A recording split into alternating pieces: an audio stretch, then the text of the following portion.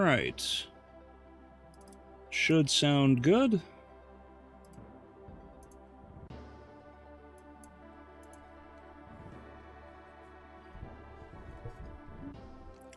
How do I sound to everybody?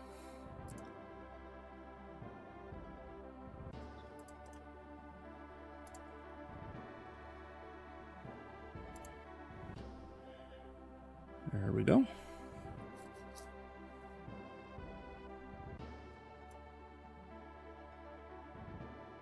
Why is that stretched out? Alright, well, whatever.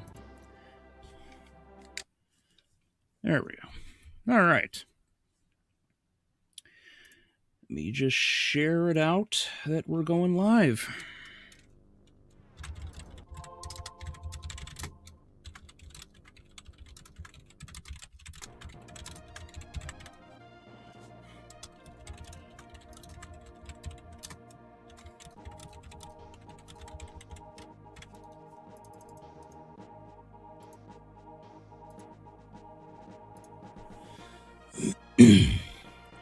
Sound good? Good. Anus bleed, March of the Yas Queen. Okay, Brian.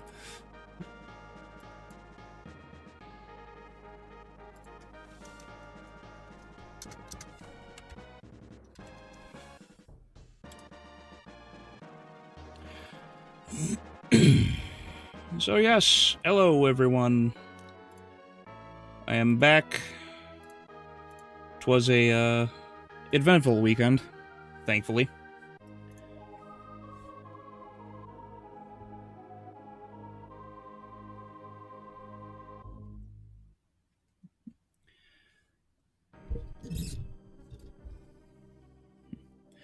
Congrats on the marriage. Yeah, thank you. Thank you, Devil. Yes, for, so it's been a week, and now the queen is officially a queen.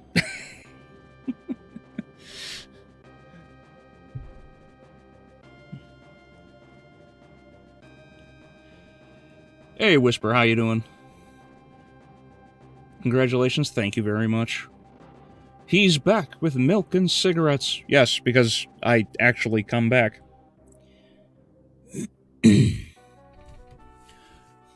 got married? Just some, you know, downtrodden YouTuber.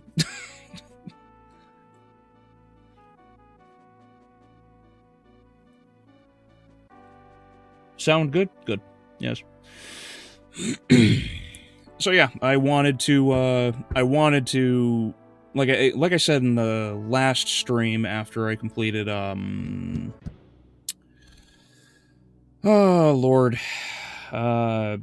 Simon's Destiny, after I completed that, I wanted to sit down and just do something that was really simple, and I didn't want to get distracted from everything that was going on, because it's really difficult to play a game where you have to be, like, completely zoned in and focused on what you're doing. Like any of the Doom games, especially when the combat got complex. And it was really hard to keep up with having a conversation, staying focused on the subject, and also playing the game, and I don't have the brain cells for it. So, I figured let's take it really, really simple and really, really easy, because I think it would be far better to do it this way.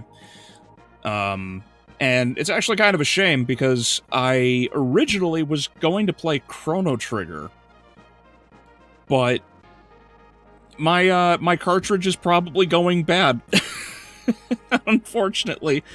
Yeah, so I was testing everything to make sure everything was put back together, because it's been a hectic week. I pulled out the Super Nintendo, got it plugged in, because that's what I'm actually playing on. I'm playing on an actual, you know, Super Nintendo controller and everything.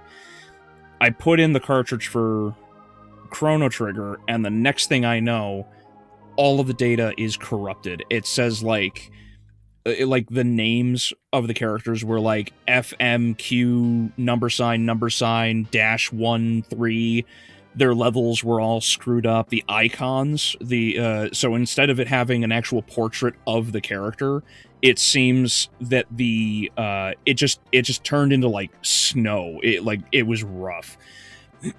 So unfortunately for me, it turns out my Chrono Trigger cartridge is probably going bad, or it's just the internal battery. And if it's just the internal battery, then I can save it. I can save the cartridge. Otherwise, it's going to be a real pain in the ass, because I'm going to have to go through and find a new cartridge that's not worn out.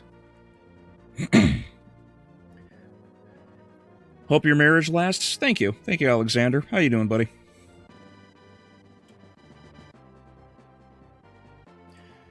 This game stole all of Albeleo's assets? Yeah, absolutely, right, Juan?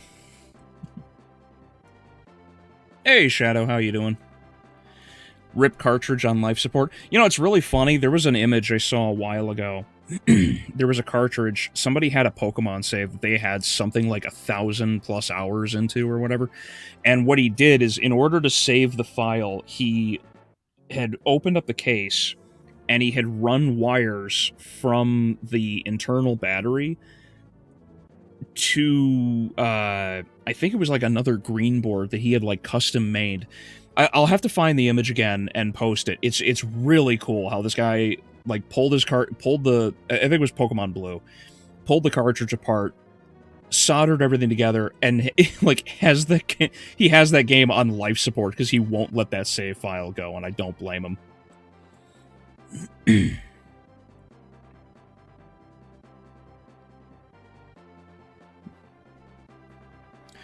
So yes, this is Ogre Battle March of the Black Queen, because I love this game. To me, this is my all-time personal favorite RPG ever. It's gonna be a little different pace, too. It's not quite like Final Fantasy or Breath of Fire, so if any of you are used to those RPGs, think this is much more of a tactical game.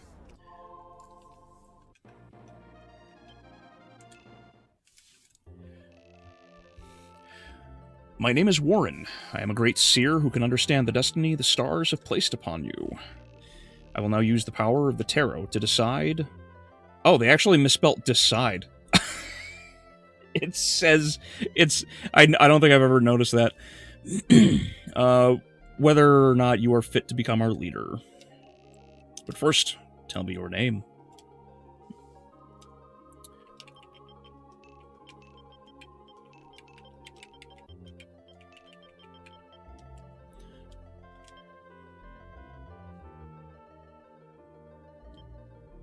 It'd be nice if there was a way to burn cartridges instead of looking for ones with inflated prices. I know, would be nice. What above all other things do you think is the greatest crime against your fellow man? So, I love the opening of this game more than most, because it actually gives you, like, a personality test, like, to find out who you are morally. It's based off of the tarot cards, and each one has 3 answers. Depending on the answer you get, depending on like the points that you accrue from each of the answers, determines determines the morality of your lord, the guy that you play as. Excuse me, and thus the abilities that they have.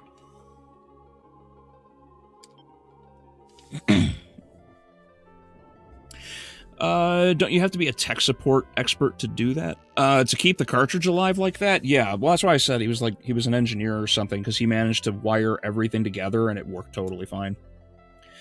Sad part about having physical copies is that it is fragile and needs to be well kept and or maintained. Yeah, my shelf where I have all my games, because I have a whole library of retro games, so NES, SNES, Game Boy. I've got like 1 or 2 advanced games, PS1, 64, and everything that I have. It's all up here, it's elevated, and it's taken care of. The problem is It's just the cartridges go bad over time, like everything does. What do you think is the most important ability trait which must be found in a successful king? Action, leadership, conquest. I forget which one it is. I think it's leadership.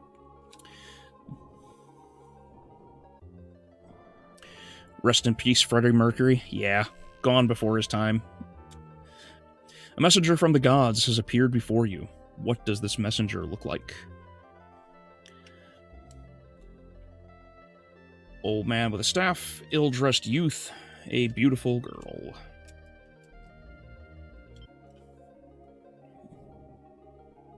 Was the art style your inspiration? The art style, yes, because I greatly appreciate it. This is actually one of the first games that predates Final Fantasy Tactics, but uses the Tactics style. It's actually the reverse, because the Tactics art style comes from the Ogre Battle series. The first game in the Ogre franchise was actually this one. Which is funny because canonically this is the 5th game in the series in the saga, but the franchise died years ago. No one has touched anything Ogre Battle, and I can't even tell you how long at this point. Oh, thank you, Adrian. Thank you very much. The night before a battle, you see several falling stars heading for the east. What do you wish for?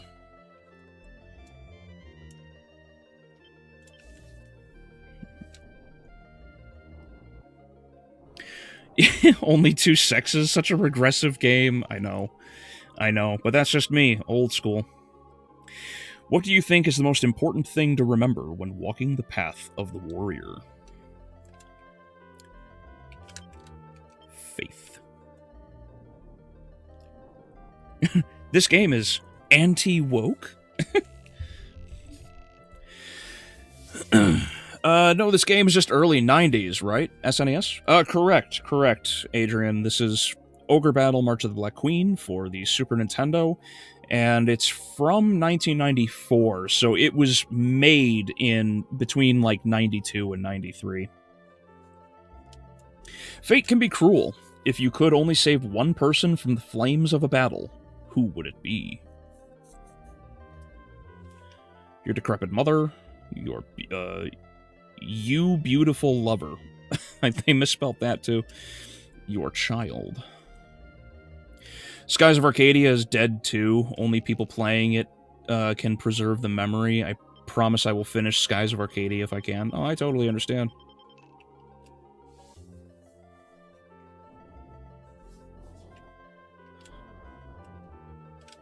Looks like Albeleo being a zealot of faith has the answer. Yeah. Alright, let's find out. Oh, I didn't get the most holy. That's unfortunate. I'll restart it. I wanted the holy route. Looks like Albeleo, I believe this art style is by Akihiko Yoshida, who did, work mainline Final Fantasy XIV and Bravely Default. Gotcha. I don't know who the artist is off the top of my head, actually.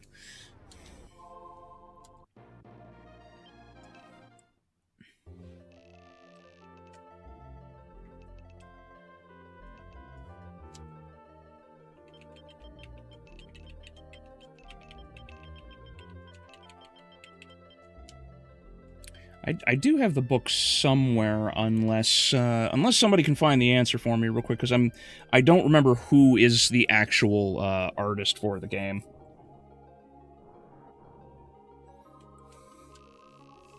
The night before a battle, you drink a parting toast with your comrades. How full is your glass?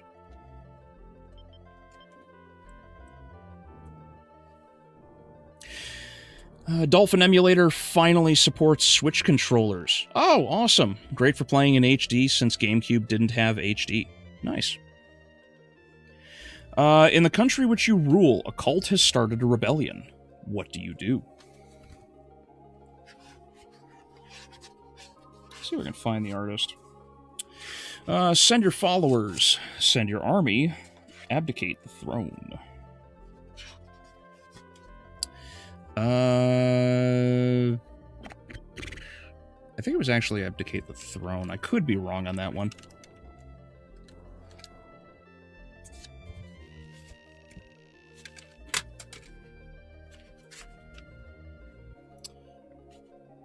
Let's see if we can find it. I don't know if they're going to be in this book or not. Yeah, it doesn't look like it.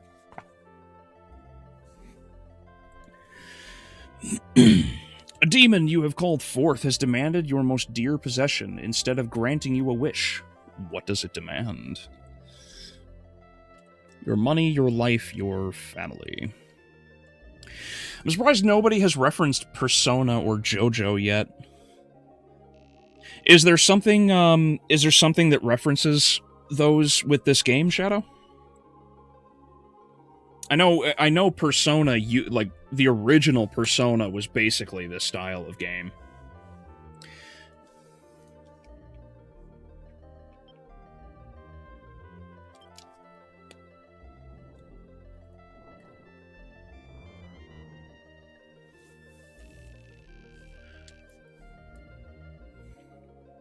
What do you think is the best way to pull together and rule people with different hopes and ideals? Religion. Because, I don't remember all the answers.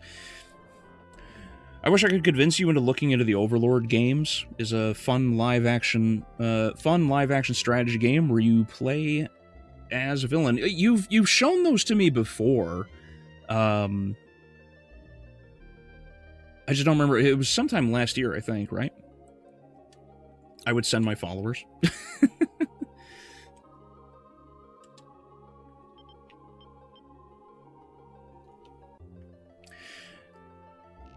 Tarot cards are a big motive in both. Oh, okay, okay. Well, see, I don't know... I don't know JoJo. Like, all of my information on JoJo's Bizarre Adventures comes from, Death Battle at this point. That's all I've got. Ah, there we go. There we go. I've got 2 Banish in the front and Ice Cloud in the back. And then I have a Cleric. Good. All Personas use tarot cards kind of like this from the looks of things. Oh, I gotcha. Okay. JoJo Part 3 and Persona series are heavy into... understood. Understood. Okay. It's funny, like, there's actually an ad, because I actually have the official, like, the book for the limited edition version of this game, which is on the PlayStation, which I don't have, unfortunately, but in the back, all the way at the back, there is... right here, yep. It's an advertisement for the original Persona. Proof that demons do exist. In the near future, mankind has conquered dimensional travel, but the door we have open swings both ways. The peaceful city you have grown up in has become a haven for dark creatures from another world. Demons. Yeah, no, like, it... that's actually the first time I had ever heard of Persona years and years ago.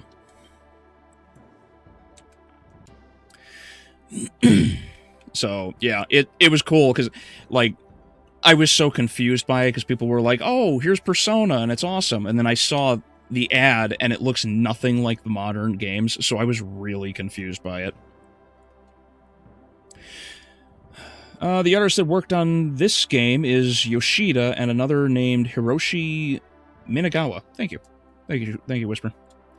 So, yeah, some of you probably recognize the map style here. So the World Atlas that I've done for Earth and Middle-earth from the Rings of Power reviews, it's basically this style of map. I just replicated the same thing with, I would say, less success, but yeah, that's where this all comes from as well. In fact, the sword that I use for Albeleo to hold occasionally is actually just the cursor for this game as well.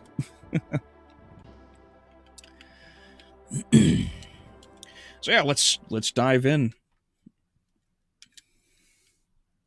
Scene 1. Beginning.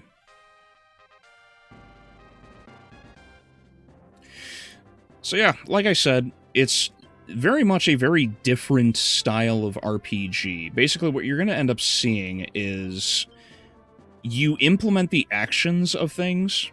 You have so as a tactical game, all of your units have different names, cost, the movement style, and you don't actually do anything in combat. You control and move the units through the game, and various locations, like here, has hidden buried treasure. And all the combat is effectively automatic. You have very little in the way of interaction with it. Social links in Persona use tarot cards as both a gameplay and narrative device. Oh, okay, okay.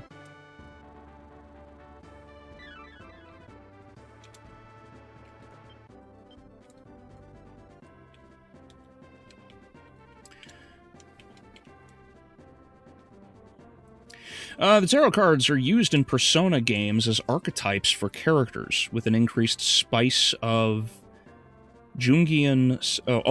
Jungian psychology. JoJo Part 3, first half of the story, the characters' stands are based off of tarot cards with upright, downright meanings. The second half just go for Egyptian gods.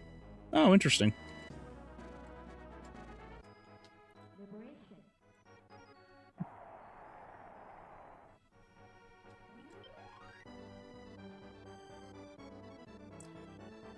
Yeah, so when you liberate a town, every town gives you the opportunity to draw a card from the tarot deck, and each tarot card has a certain effect. World is actually one of the best cards in the game because it has... Obviously, they all have use in combat as well, but in this case, all tarot cards that are drawn now affect all deployed units. So if certain ones increase a character's like alignment, charisma, strength, etc., it affects that. Although it can also decrease it depending on what card you draw. Modern Persona is way different from classic Persona. New ones are high school simulators with RPG battles thrown in. Yeah, see, that's kind of what I was figuring, because when they put Joker in Smash Bros. Ultimate, I was really confused by what Persona was at that point, because none of it made any sense to me.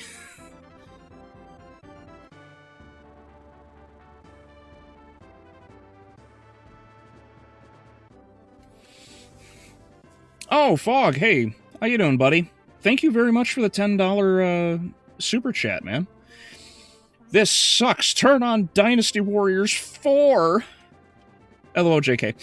Also, Tate ducked Joker's fight like a little baby bitch. Congrats on the wedding. Also, I hope you get your 4 demon cards back-to-back on town visits. Thanks. That's interesting that he pulled out of the fight. Well, I mentioned this before in chat with you guys that my prediction of who would win that fight was going to most likely be Gypsy.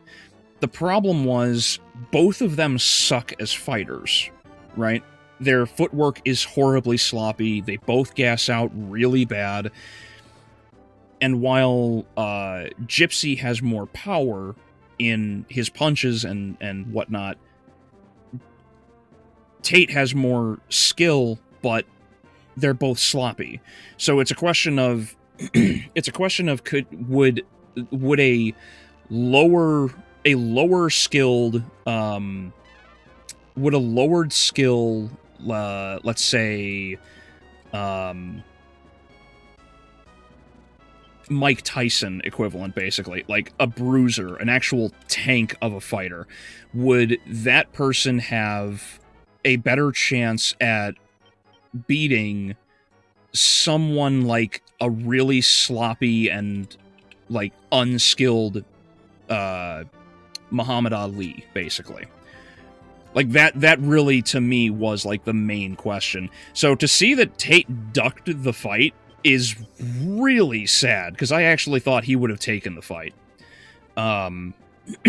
But I wonder if it's more he wants to protect his brand, he wants to protect himself, because he doesn't want to fight, and he doesn't want to risk losing again, because he lost the previous fight, you know?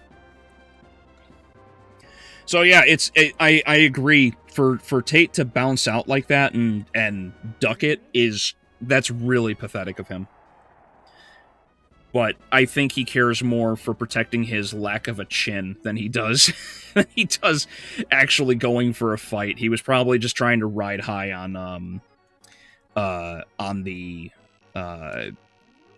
hype around Gypsy Crusader.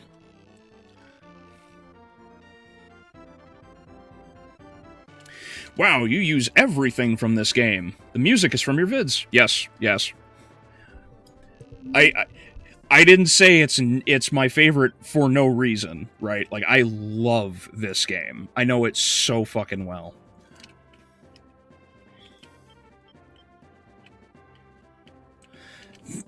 Yeah, the world map and everything, the way you move and whatnot, like, all of it's here. All of it.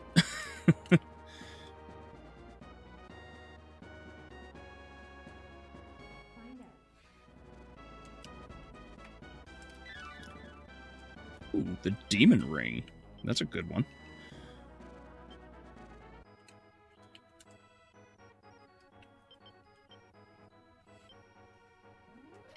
FF8 had a mini card game. It did. It did. I think that game was also, like, the main reason anyone played FF8 at this point.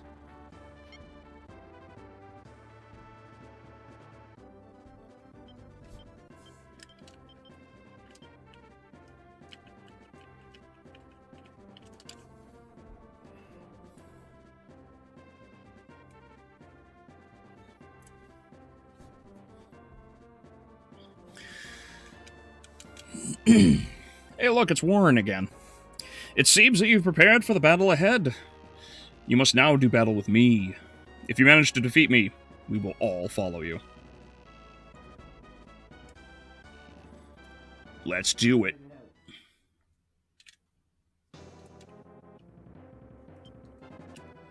Alright, so when you interact with things, you can retreat automatically, you can turn on or off animations, but I'll leave them on for enjoyable purposes. You can also unleash all of the tarot cards you have in the game that you've collected, and you can have your tactics. The tactics are actually your AI, so like your AI chooses what it does. Best is what your AI will value the most to deal the most damage. Because combat in this game is determined by who deals the most damage. In the case of a boss fight, you always lose unless the enemy leader is defeated. But in a normal combat, your AI will focus on whatever they can deal the most damage for. Strong, they will always hit enemies that have the highest amount of health. Leader, they will always prioritize fighting their way to the enemy leader to get rid of them. And then weak is whoever has the lowest amount of health.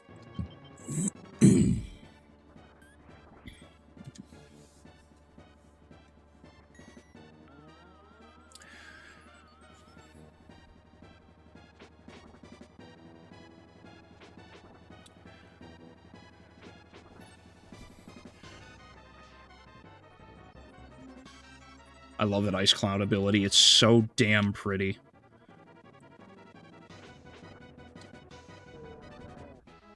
Also, Christianity is technically supposed to be against tarot cards because of their ties to the occult. And that's absolutely fair. That's absolutely fair, Alexander. It is. It's actually supposed to be, like, completely against magic, too, because magic isn't human, it's demonic. You have done well, and all know your power. Now know your power. Our fate now lies in your hands, Destin. Now we shall fight together until the Zenobian Empire is brought to its knees. Persona is a spin-off of the SMT Oh, Shin Megami Tensei franchise. When Atlas was experimenting with the franchise, it ended up becoming so popular and overshadowed the main franchise. That's thanks to how well received 3 and 4 were. Hmm.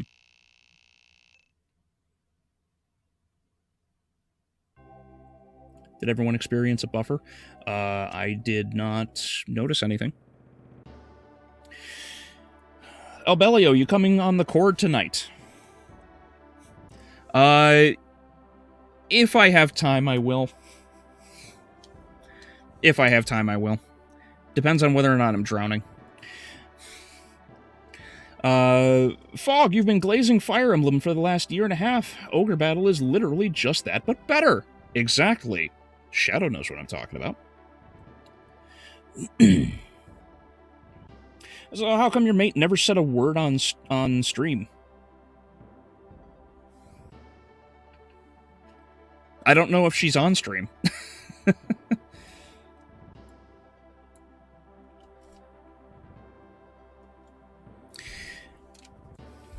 Alright, so, in this game, as I said, you have an army. So, because it's a tactical game, you get to run an army. The army itself is... so, you already saw how the game basically plays. In the game, you can organize your armies into a multitude of different manners. You can do monster-focused, you can have enemy-focused, small character-focused, you can have monsters, like with Warren's group. You can have all kinds of these different things, which all work out totally fine, and they're it's however you choose to play the game, because there's like one different ending for every tarot card in it. So technically, although the endings are similar in portrayal, they are all technically different. So that means that there's 26 different endings to this game. And your army kind of reflects it, but not necessarily. All right, let's see here.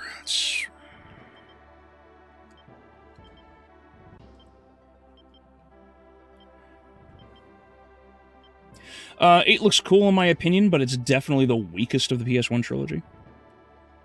Oh, of the Final Fantasy games, you mean?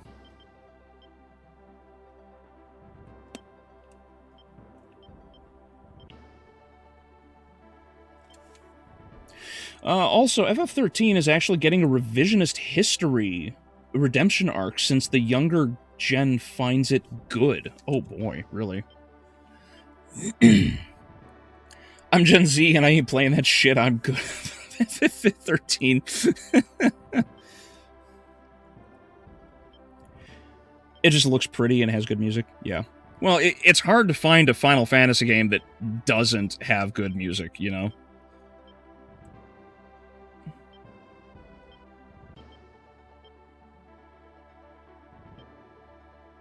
Whoops. JoJo Part 3 is actually where the whole concept of fighting spirits manifestations of persons' psyches coming into form as magic systems started getting popular, slightly inspired Persona. Oh, excuse me. Interesting. I didn't know.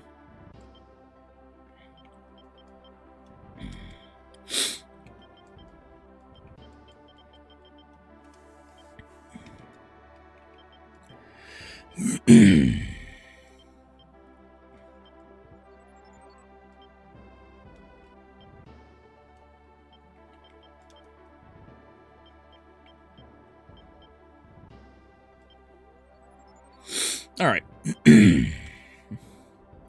I feel like there needs to be... Oh, I can catch up with the chat here. Combat reminds me of Record of Lotus War, SNES RPG game. Oh, cool. I'd have to sit down and find it and see what it's like.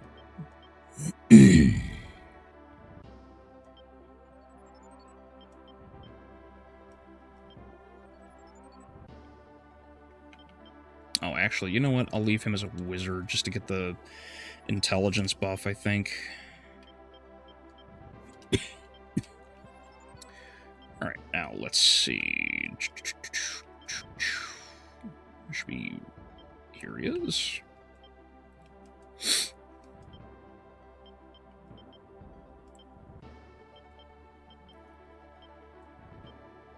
Not excused. Albeleo, repent.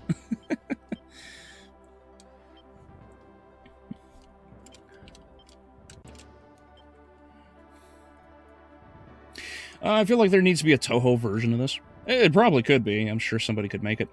Bonus money, 6,748 goths. Yeah, God bless.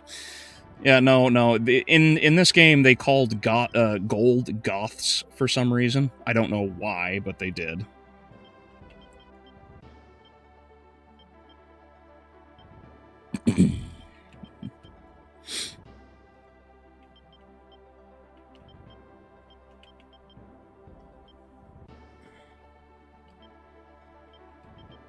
Oops. Whatever. Need to rearrange these teams. Oop, nope.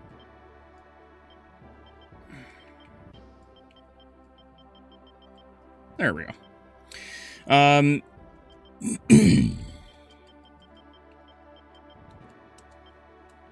There we go. Okay. I'll explain everything in just a moment once I catch up on all the chats, because there's a lot of chats coming in. You win Goths girls after each skirmish. Yeah, you just win them by the thousands.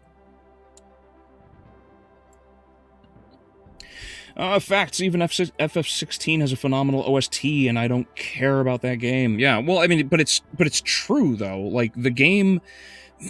Final Fantasy has always had fantastic music. That's why it's very difficult to, that's why it's very difficult to, say anything negative about Final Fantasy in that regard. Like, you just can't, you know?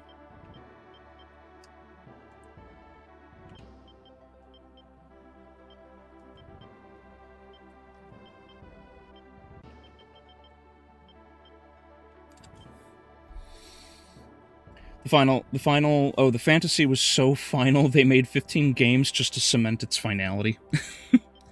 Pretty much.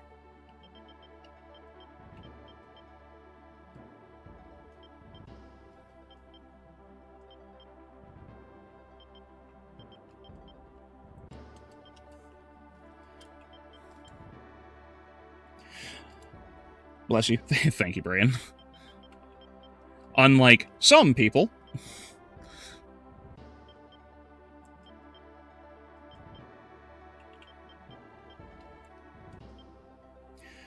I wouldn't mind 1,150 goths, I know.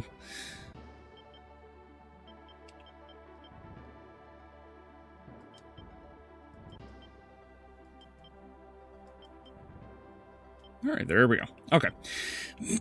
So, in this game, in the combat, just to quickly run over everything, you have front row and back row, because this was the original game, that's just what they went with. Every character has, as you can see here, F and B. Everyone has a front row ability and a back row ability.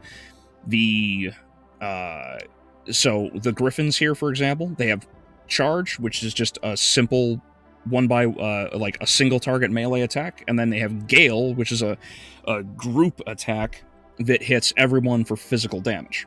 The mathematics behind this game are super simple and very easy, thankfully, because everything gets fairly complex when you get bigger and better units and characters. And so you want to maximize the number of attacks or the amount of damage your team can do just in general. That's basically what you want to do. And so with Soldier, so you have fighters and you have Amazons, and they are the base of both the class trees for both male and female characters. And they can go up and down to different classes based on level, and in particular, alignment and charisma. So you have alignment, which is how holy the character is, and then you have charisma, which is how brave the character is. And this game focused heavily on the way characters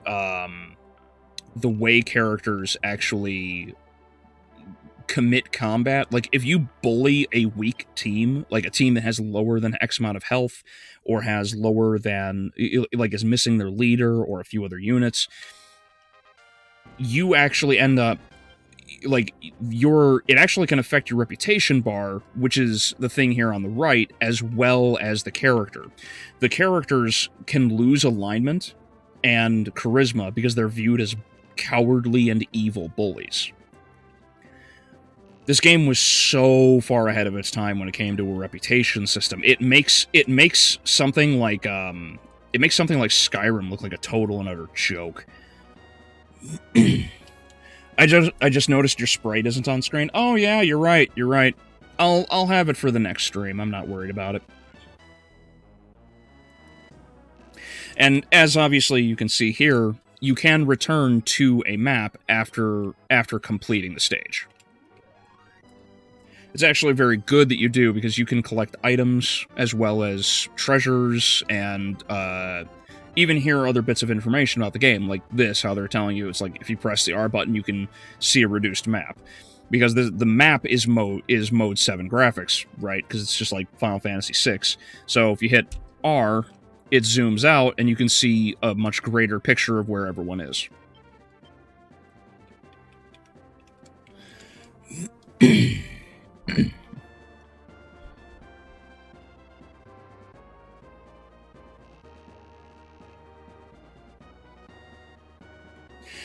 Not a lot of people realize that Square Enix has its own record label.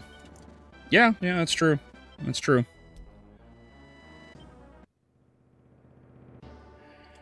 My Jihao Dun is kicking shoe ass right now. Nice. Oop, whoops. Chaos Consortium, congrats. Thank you. Thank you very much. Alright. Scene 2. Rally.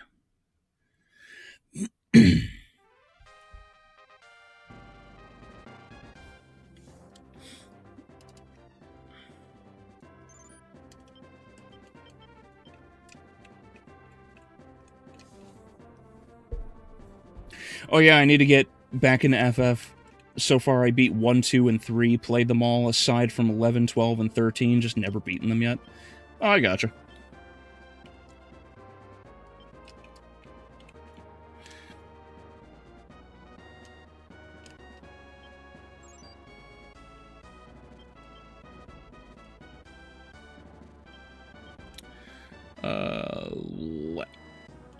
Yeah, why not? Move them right there.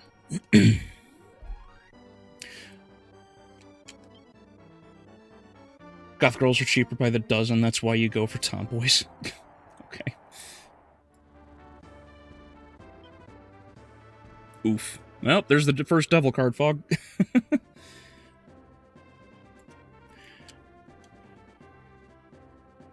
For me, I got a bully to get my evil one fit. Yeah, well. Yeah, if anyone's actually paid attention to that pink-armored knight in the background at the end of the videos, that's actually one of the characters in the game. That's one of the classes you can get. I just happen to, like, I let Fog recolor it.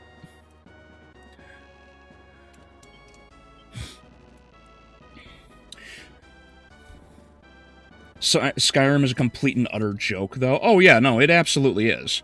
All I'm saying, though, is that in terms of a focus on reputation and trying to make a game proper in that regard, like trying to actually focus on it being,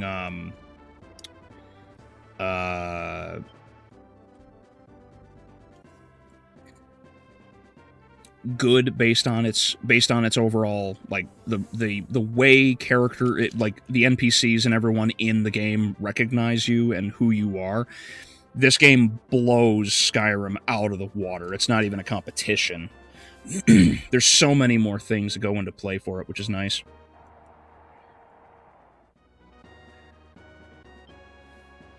Oh, hey, another world card. Fantastic.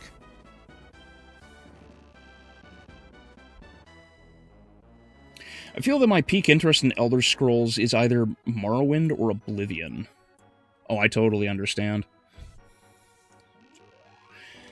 I know a lot of people really like Morrowind and Oblivion far more than they do Skyrim. It's like the further along the game gets in chronological order, it's like the more hated the game actually ends up becoming. A lot of people keep telling me to go back and play Morrowind. Because I haven't played Morrowind, and I sure as hell haven't played Daggerfell, even though I know Razor Fist adores that game.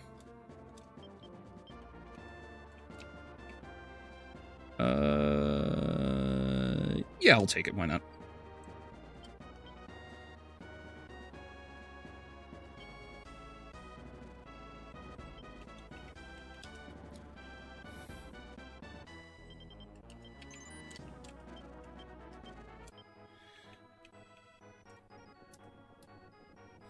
Squeenix owns Full Metal Alchemist? Oh no, really?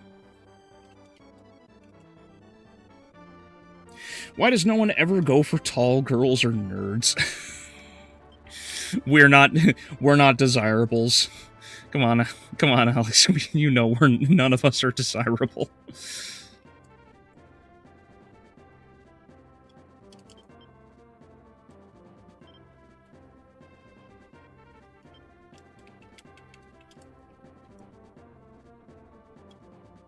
Oh, I can deploy another one. Cool, why not?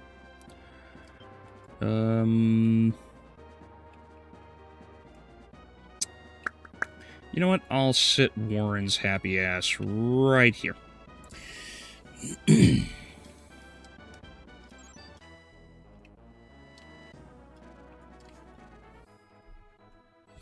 I feel that I would recommend SMT.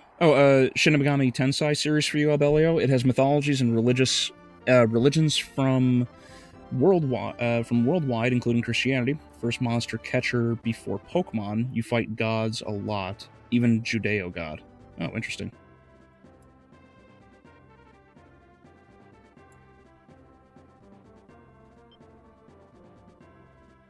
Oh, found an item. No shit. Dude, the Rune Axe is so powerful. I can't believe I got that so far. Incredible. The Rune Axe isn't supposed to be available for, like, 4 more levels. To get it this early is really good.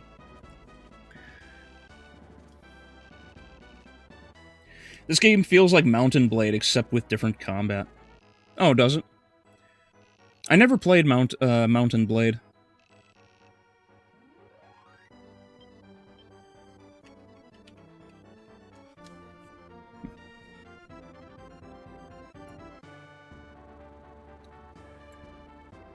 I feel like in Oblivion, the fame of your character is more earned.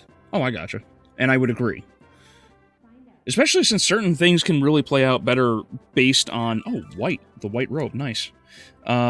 Especially since certain things can play out better based on the...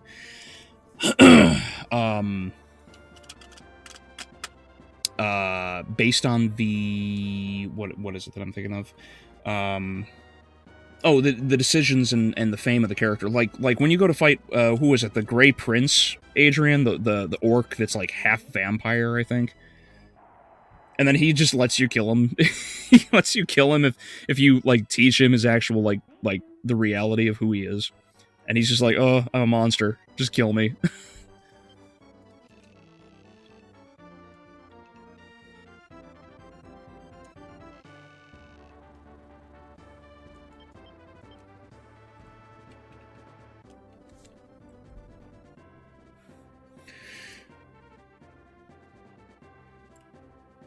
Hey, combat. Probably should have actually equipped the Rune Axe. Probably would have been better here. So here, let me just give you an example of one of the tarot cards. So all of them have different abilities. Fortune, like, makes the enemy just run away. Devil can be used against enemies to deal damage. Star increases your team's agility, etc., etc. So I'll just use one of them real quick.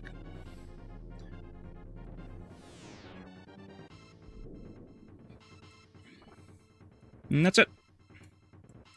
It's really nice, too, because, like, a lot of the abilities, unlike many of the later Final Fantasy games, the animations in this game were super simple and don't last 10 years. You know, it's not like, what is it, Bahamut, Neo Bahamut, or Bahamut Zero, or whatever, from FF7, where he's literally a satellite in space and fires down on you. The animation, like, I think that whole cinematic is like a minute long every time you cast it.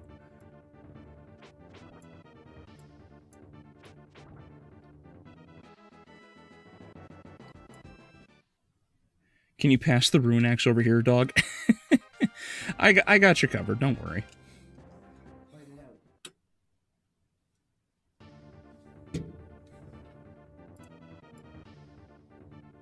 I remember ads for a PS2 Full Metal Alchemist video game, too.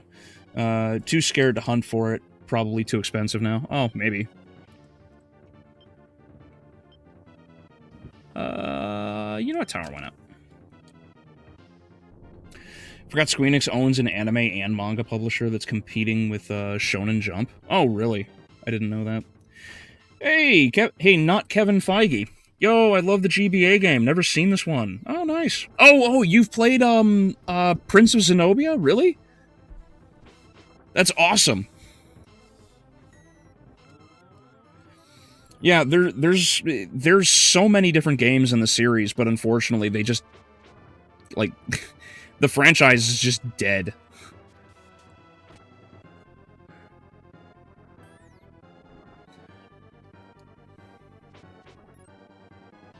Ah, shucks. I knew I should have gave the Rune Axe. I'll probably just put it on now, actually.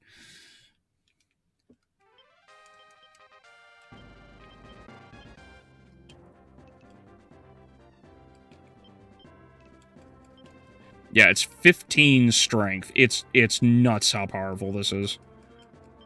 Who's gonna fight? Helene? No, it's Lena.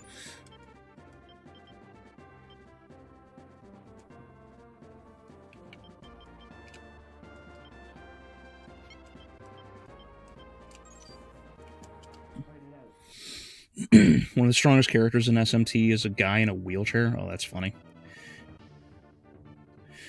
Kings are one of my favorite characters in fiction. Neat.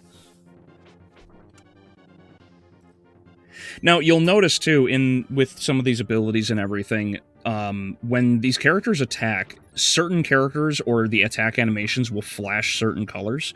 Orange is physical or normal damage. The light green or teal, that like light greenish yellow kind of color from that middle fighter, showed that his damage was actually holy damage. The guy on the fighter on the left has a dark weapon, and that's why he ended up dealing like that dark gray kind of color. And that's why the guy in the middle hits harder against the Hellhound, because the Hellhound is considered an unholy character. So certain enemies, certain characters take damage from certain things, because all the characters have hidden stats. In this case, they have resistances. So cold, fire, lightning, holy, and dark, and physical. So you have all these different elements, and based on the weapon that you have, you can actually deal that element, which could play a role in dealing more damage to certain characters. So it's actually worthwhile to equip a ton of weapons to your guys and see what works.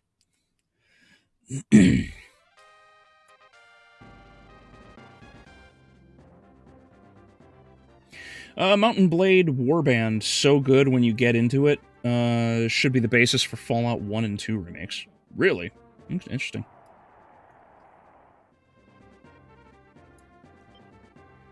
Oh, Hierophant. Good.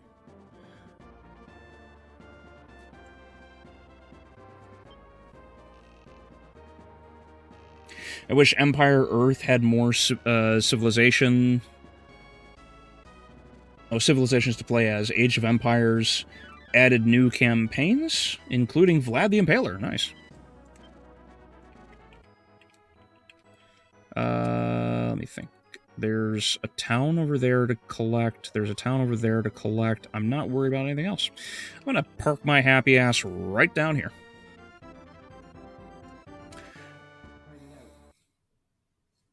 Ogre Battle looks like Breath of Fire combat screens. Oh, yeah. I really like the angle. I really like the angle for that reason, too. Because Breath of Fire 1 and 2... Well, Breath of Fire 2 looks gorgeous.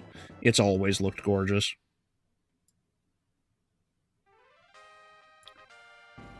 The closest we have to an Ogre Battle game now is Unicorn Overlord.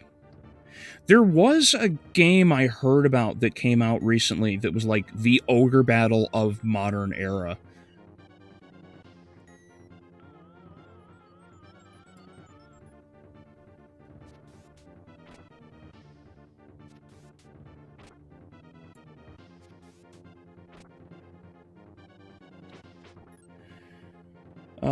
Also, speaking of the Legendarium, in the Silmarillion, Melkor possibly made the worst possible choice by stealing the jewels when he could have just cursed that guy. Yeah, but Melkor wanted everything for himself. That's why he's kind of the stand-in for the devil. I thought Ogre Battle suffered the same fate as Star Fox, where it's just a reboot of the first game over and over. No, Shadow. So the franchise itself actually, like, never... The only remake of any of the games, I think it's this game, and I think it's one of the advanced titles. I think it's Knights of Lotus, I believe. Other than that, all of the other games in the franchise are individual games that continue the story. Like Prince of Zenobia is a prelude to this game. Then this one happens.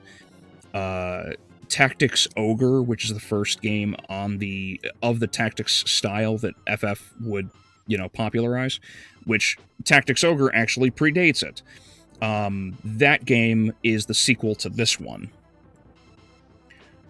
And then there's a bunch of other ones. But again, the franchise died. Like, there's nothing going on for it. Oh no, we lost.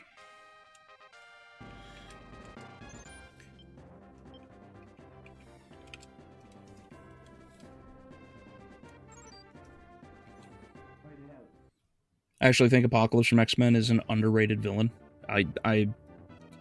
It's hard to argue against it.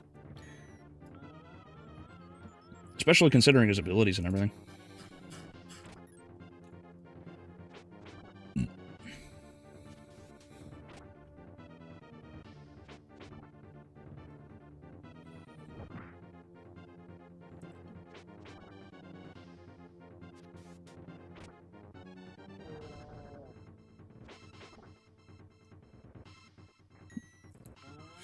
Apocalypse was wasted in X-Men video games, such as Mutant Apocalypse, where you beat Apocalypse halfway through the game and Magneto is the end boss. Oh no, is that what happened to him? Wait, isn't that the Super Nintendo game?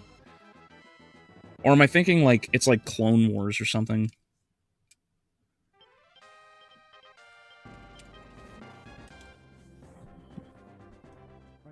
Only X-Men Legends 2 really did justice for Apocalypse. Okay. I'll take your word for it, because I am unaware. I remember having you move me over to completed maps to find treasure like a guide corralling a blind boy. Yeah, well, there was no way for you to have known, to be fair. Especially since there's no, like, outside of where the treasure in this game looks like it could possibly be, there's no other way to really tell where it is. That is a game for Super Nintendo? Okay, thank you, Alexander. Something I did want to bring up and go over is actually something that really frustrates me. So, I did that video last week before the wedding, talking about Resident Evil. And then Brian decided, hey, you know what? I'm going to show Albeleo the trailer. So Brian sent me the trailer for Zach Cregger's final, his Resident Evil movie. And I really hate how I hold out hope for a lot of things, and the next thing I know, I get let down. Oh, it drove me nuts. For anybody who hasn't seen it, Zach Kreger's Resident Evil has a trailer that just recently came out. And unfortunately, the trailer it looks fine. It looks fine as a movie for any typical horror situation. But beyond that, there's nothing else. It makes no fucking sense what's going on. So apparently Zach Kreger, because like after I saw this when Brian shared it with me, apparently Kreger made the movie to act as a story within the Resident Evil universe.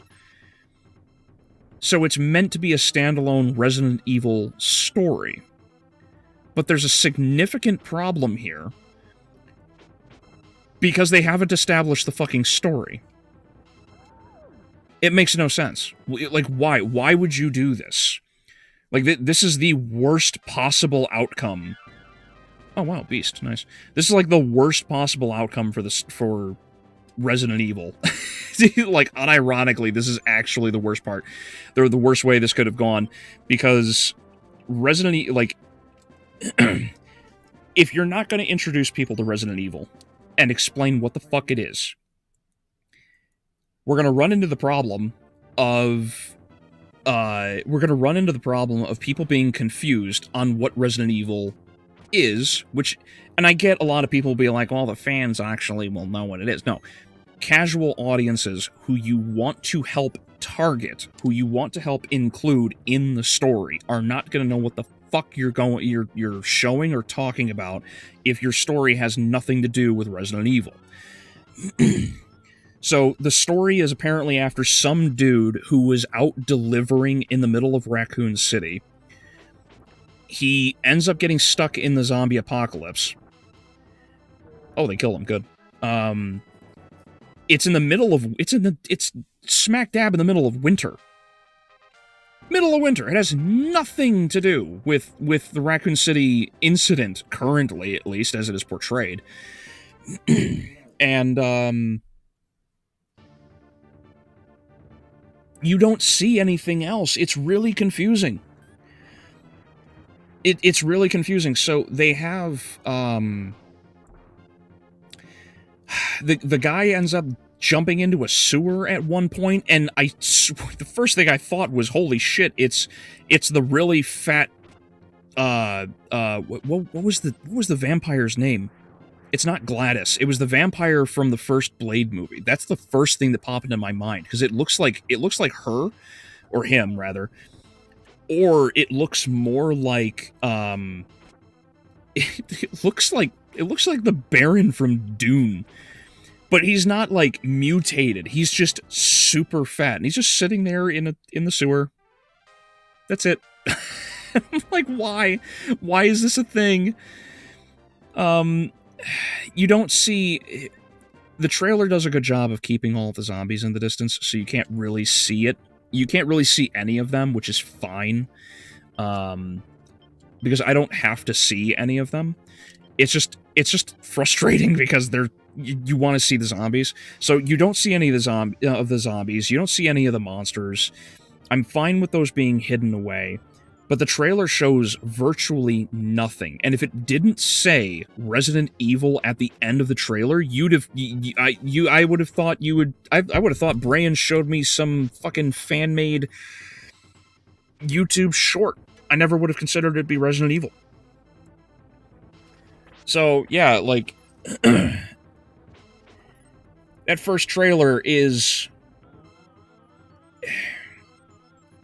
That first trailer is really rough to get through because it has virtually nothing to do with the franchise. It doesn't even look like it fits the setting of when it's supposed to take place, too, which is even more frustrating. So I'm not trying to be one of those guys who's like, I've lost all faith and whatever. It's like, no, I still have faith in the story, but my faith in the story is very quickly dwindling. Hey, Prop, how you doing, buddy? This is Ogre Battle for the Super Nintendo.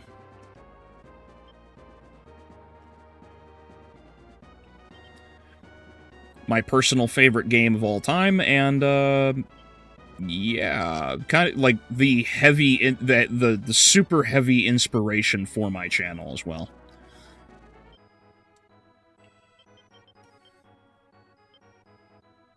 So basically, it's what you told me as an argument against my defense of the Sonic 3 movie.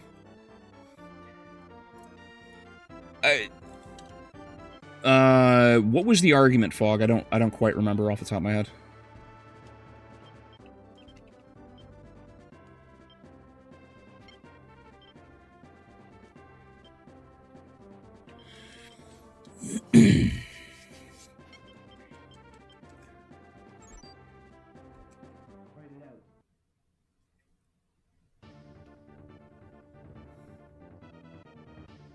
So it's like the RE Netflix show? Yeah, maybe that's a good way to put it. Maybe that's a good way to put it. Because unfortunately, it's just, like, that's just kind of where it is right now. It's sad to say, but yes, like, it has very little to do with Resident Evil as far as I'm concerned.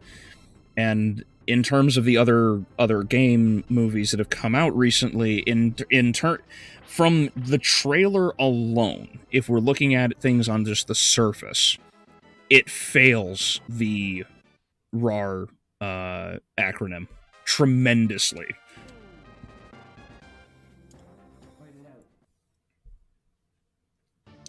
If I gotta suffer, I hope the movie does something worth it, or else I'm laughing at the people who hyped it up. Harkonnen jump scare? Yeah, right. That's exactly what I'm talking about. It doesn't make any sense. Like, it's trying to establish certain things. You know what? You know what? It actually he kind of reminds me of, like, the Baron character from RE8. Now that I think about it, but it wouldn't make any sense for him to exist in the story at this point. You stated that even if Shadow's lore made sense to fans, it failed to show it as it should have in the movie. Thus, you critiqued that fact. Oh, okay. Thank you. Yeah, no, that's...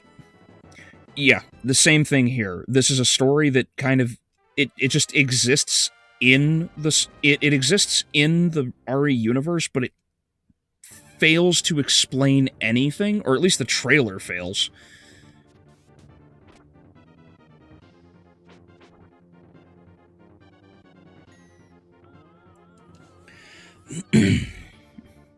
So, like, I'll know exactly what the hell's going on if I can catch the details on it. Otherwise, I'm not going to know at all what the hell's going on. Because it's like, hey, here's the story, and it's like, alright.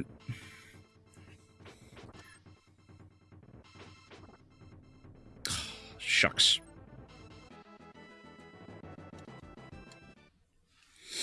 But yeah, so, the Resident Evil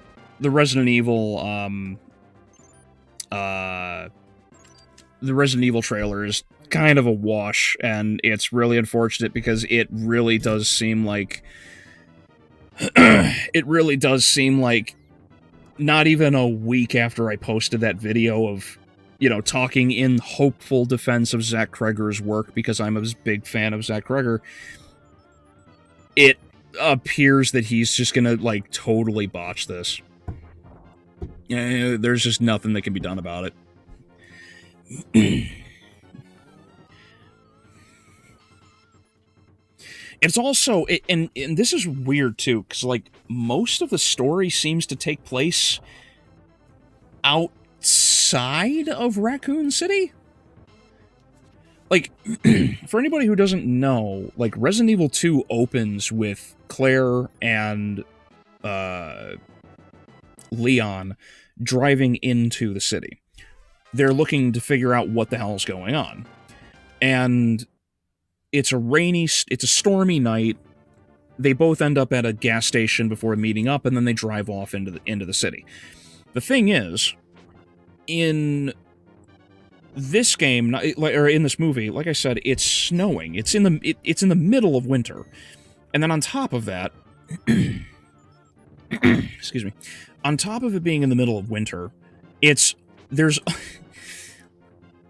like way out on the outskirts of town. You know what it's more fitting of? It's more fitting of being an Outbreak Files kind of story. Something that does exist in the universe, but it's still too far unrelated. And I don't know why Kreger did this. Like, I know his goal, he's explained it before, but it's like, what the hell, dude? Like, why? Why are you doing this? This is such a nonsensical idea to me.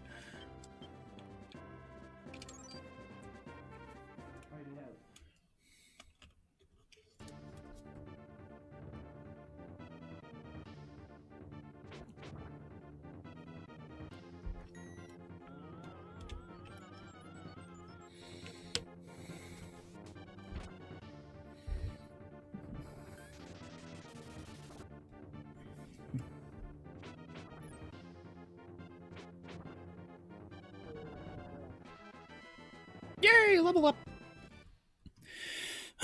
So yeah, in terms of looking at things as they are for trailers, yeah, the fucking... So, Resident Evil is kind of a wash. On the subject of movies, because I haven't gotten any other reviews out, and I've been trying to finish the damn Mario one, but I haven't had the time because of this is only the first week after the marriage, so we're trying to settle in and figure things out. There's still a lot of running around that has to be done. A lot of things have to be covered and fixed up. Organization's got to be done, so I've been working on trying to take care of all of that stuff, although I have been working on the Mario review. So that is coming, and I need to sit down and watch a bunch of other movies too, especially since we just entered May, so there's a lot of other things that are going to be popping up here very soon. Case in point, as someone mentioned, I think it was you, Devil, that mentioned this. Yeah, Animal Farm is looking to be a total and utter clusterfuck right now. It would appear that Animal Farm, which was directed by Andy Serkis, so Gollum himself, apparently it is nothing like the book. In fact, it favors the animals and attacks capitalism. Apparently that's the case. And, so I watched... Whose review did I watch? I watched... it was Tim Pool. I was watching Tim Pool. Tim went off on this movie. He flipped his shit on a lot of these people and these other content creators. So people like Riley Gaines, several others, all basically took the money, which appears to have been like 5 digits, to support the movie, to praise the film, and then it doesn't look like any of them actually watched the film. So, Tim's criticism basically was... So, everything that we saw in the initial trailer is absolutely correct. It turns out the main villain of the movie is basically Elon Musk's mother. She drives a Cybertruck. Her entire company is super focused on drone technology and advanced technologies. And then, So Napoleon is not a stand-in for Stalin.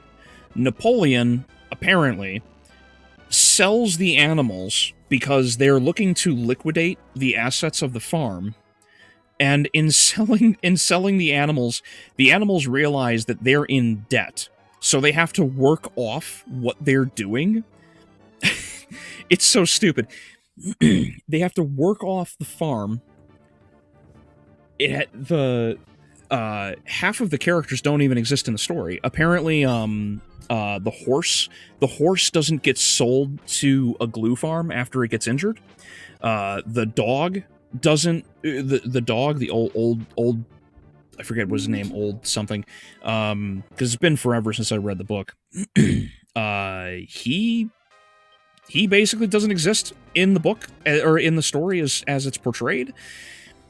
Like, everything that could be wrong with this take on the story went wrong here. It's crazy.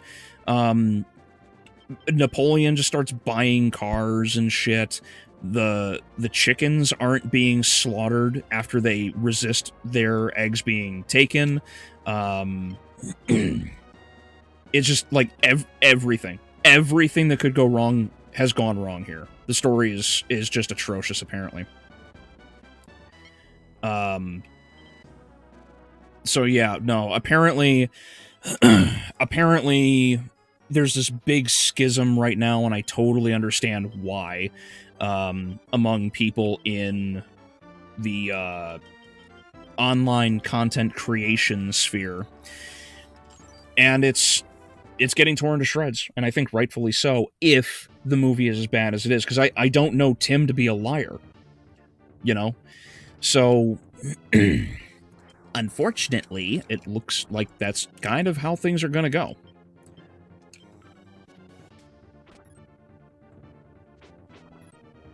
Alright, guys. Alright, guys.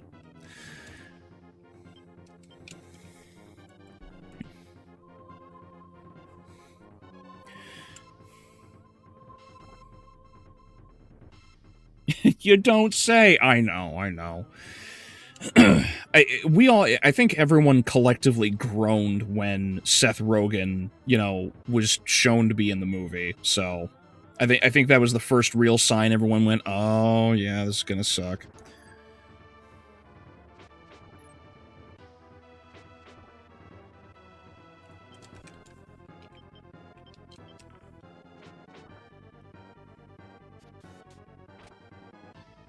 Nice.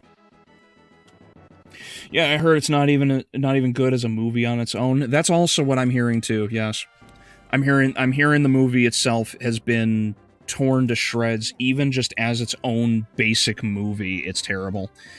So yeah, it's gonna be looked at with the RAR acronym as well as just its own independent view. So if it doesn't stand up for its own being a good quality movie, I highly doubt it's going to be accurate. Apparently, the Battle of the Windmill isn't even in the movie.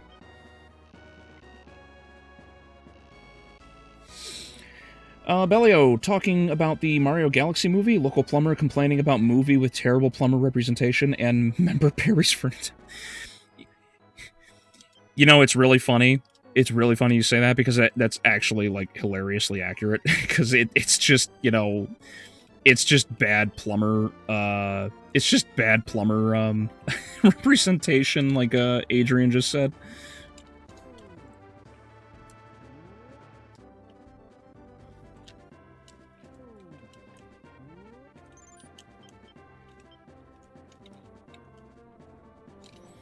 If anyone's wondering why I'm returning my units back to the base, it's because you can actually... So, the deployment cost of units in the game comes right off of your total goth, the amount of gold you have.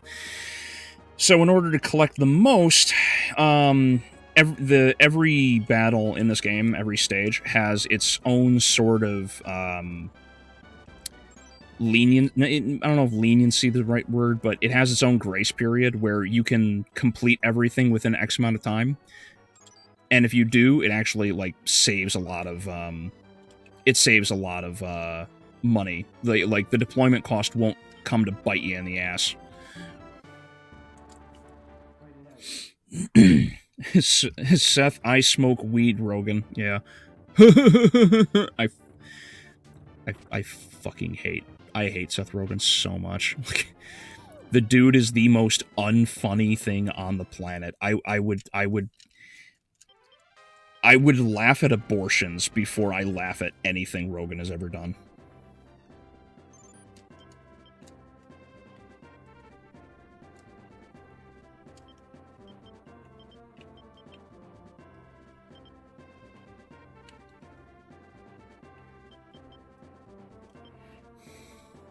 I saw Jeremy John's review of the film. Apparently it's not even... Oh, yeah, on its own merits, yeah.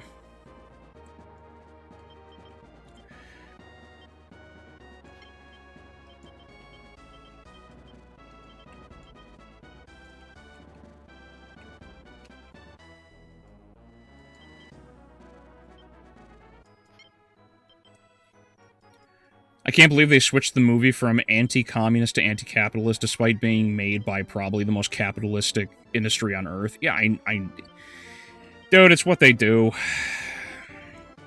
These people have no intelligence whatsoever. Anything to get money in this, through the theater. Anything that can help them make a dollar. Like, these people don't care. They're just the most evil sons of bitches on the planet.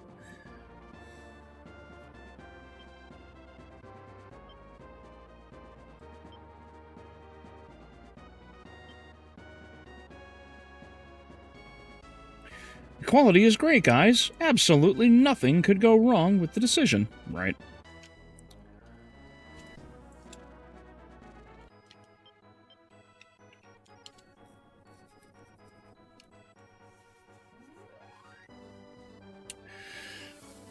Lance has met with the enemy.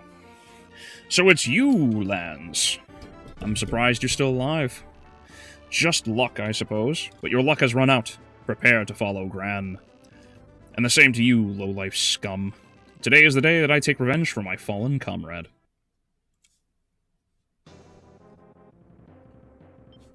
I will say they do have a piece of merch where if you buy a ticket, you can either get either a red Make Animal Farm Fiction Again hat or a bottle of Boxer's Workhouse glue.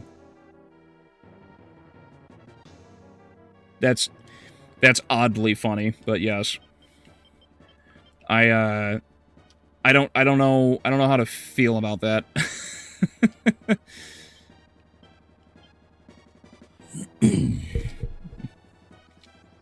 The last good movie that Fat Fuck was in was Kung Fu Panda 2008.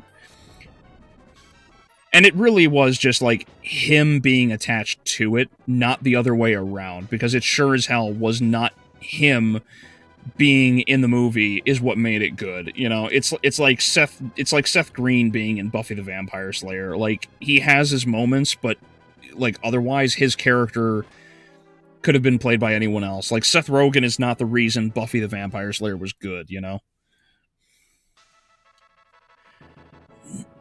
Same thing goes for so many of the stories that happen in these games.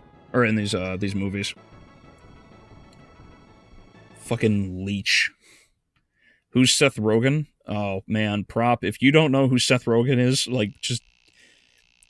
Don't do it. Don't look him up. Don't waste your time, man. Save yourself.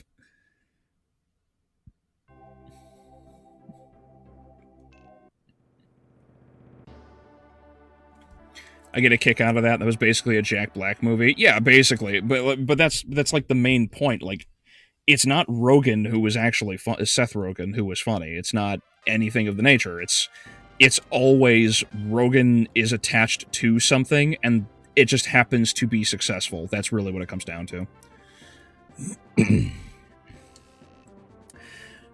My name is David Bautista. Great magician.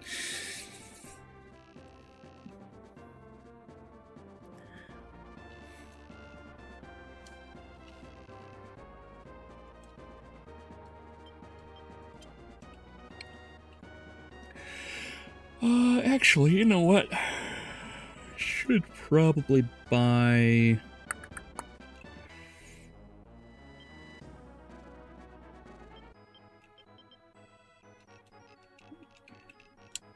buy a bunch of these items real quick, like.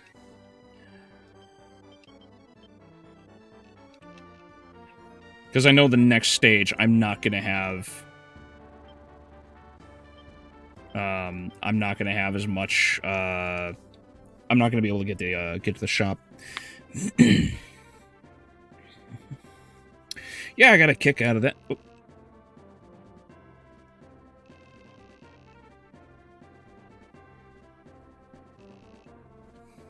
Wait, what?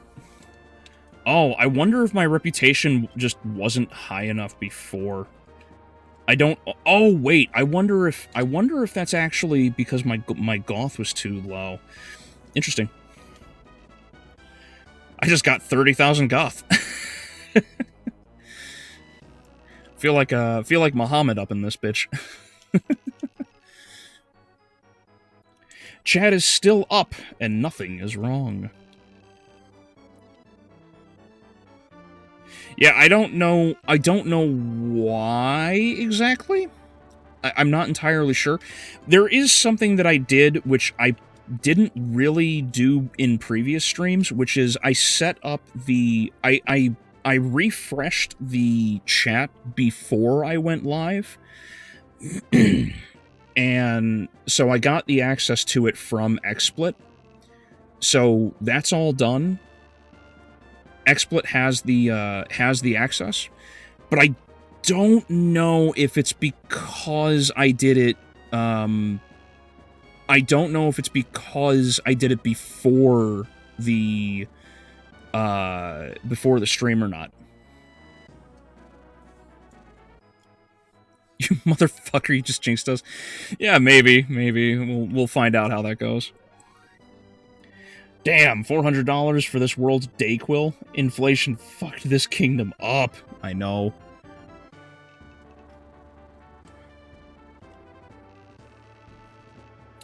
Albeleo, for the Shin Megami Tensei series, I would recommend Shin Megami Tensei 3 Nocturne HD as a starter. Instead of alignment choices, you have reasons to reshape the world. You fight Lucifer, become better than him with Dante. Oh, interesting. Interesting.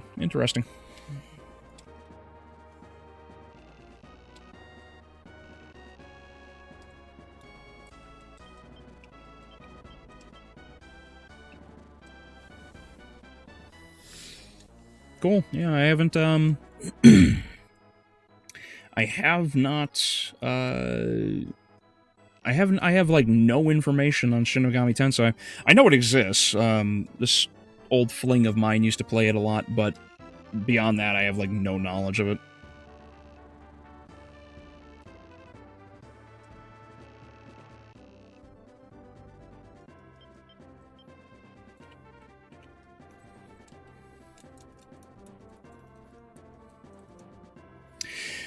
Your avatar killed the chat, and before that's actually the case.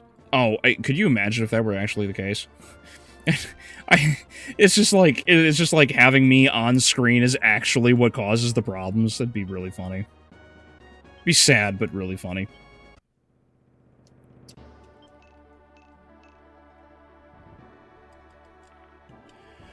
All right. Stage 3, Sherem District. Scene 3, Revolution. Oh, there was something else that I wanted to check out, because there were a lot of things that have popped up recently in movies. I know there's a shark movie on Netflix, I think, that just popped up that I was considering looking at. And that was Thrash, I believe. There's also another one coming out this May. It has Aaron Eckhart in it, and I forget the guy's name, but it has like two big famous actors, Aaron being the one, and then there's another one. I think he was the guy that played the original Mandarin in Iron Man. So not the, like, I forget his name, Ben Kingsley, I think. But apparently that movie's coming out, and they're actually using mako sharks instead of great whites, which is funny. What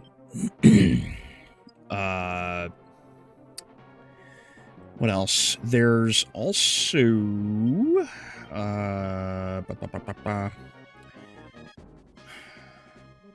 There's a horror movie called Holcomb that's supposed to be really good. Apparently that's either coming out or has come out.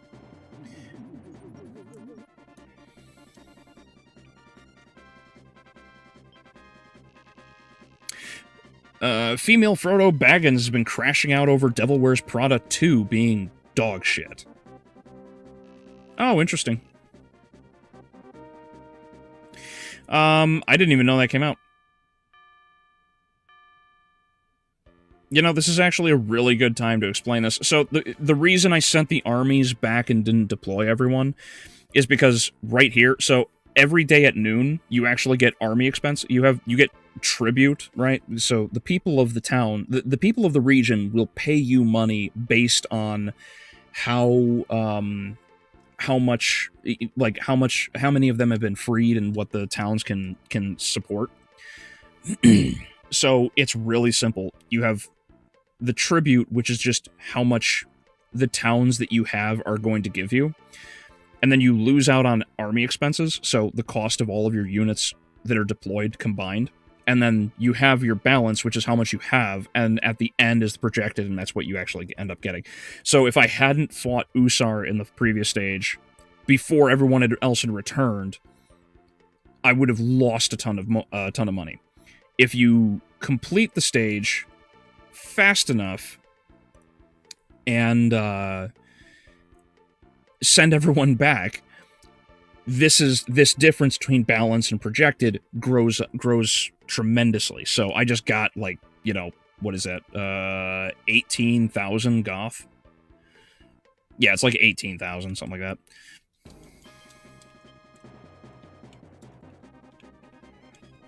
Wasn't even, like, intended, but those two cards that I pulled just, like, happened to do exactly that.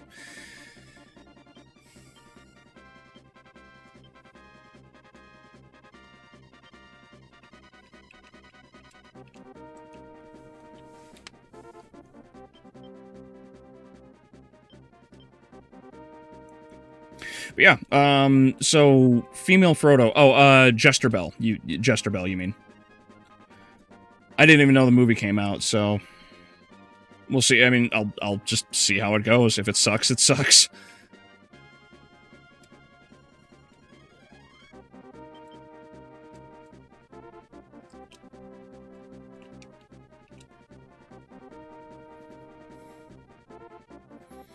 Ben Kingsley played fake Mandarin. Guy Pearce played the real Mandarin. Thank you, Juan. I thought I was right that it was Ben Kingsley. Just wasn't entirely sure.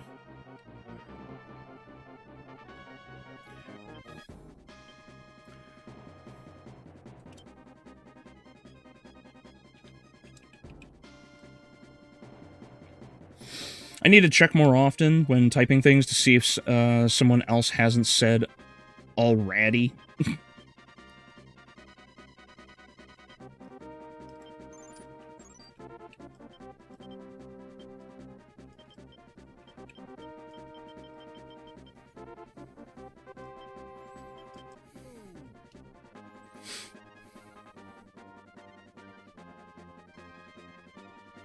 I really probably should, like, liberate the two cities on the left there and just kind of push straight in. Force the combat to go faster. That's a bummer. Oh well.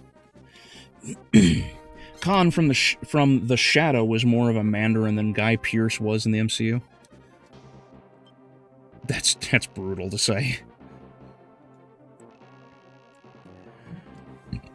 But fair warning, the game can have a brutal difficulty spike at times if you don't prep for it. It's all about exploiting weaknesses and crit hits.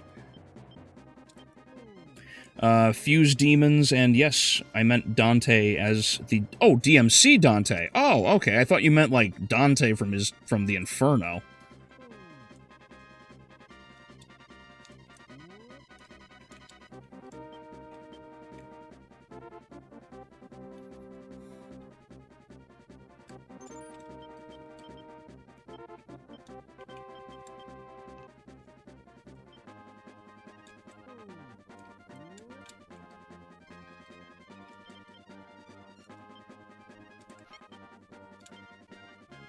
I'm pretty sure Lands has got the ability, or the armor.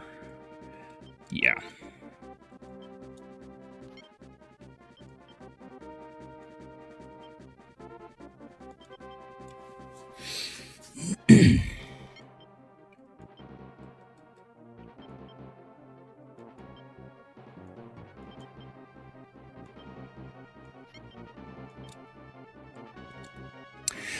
What's the number stand for in the top right and the meter below it? Is it Goths and life meter?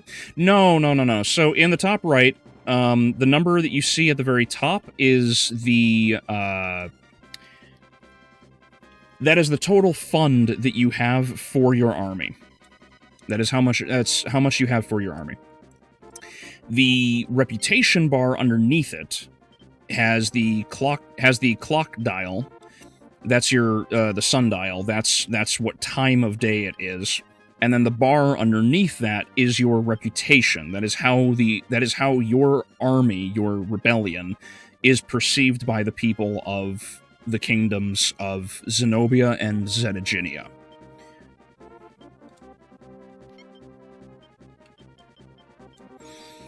The higher the reputation, so your reputation is determined by a number of things, and it in particular can change what your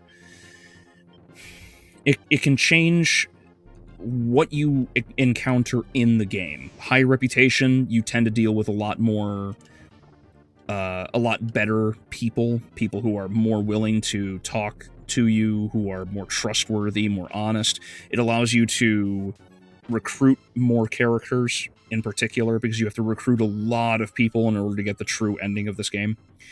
There's also the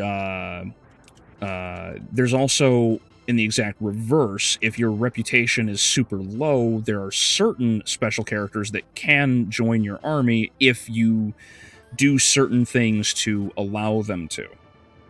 But that's generally what the reputation bar is for.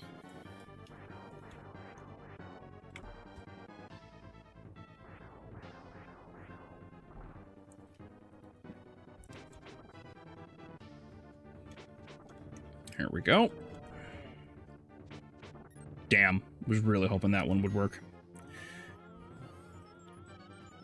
Damage in this game that is caused by tarot cards does not count towards the total damage that your unit will deal in combat. So while the tarot cards are incredibly powerful, that does not guarantee that they're actually going to help you in combat.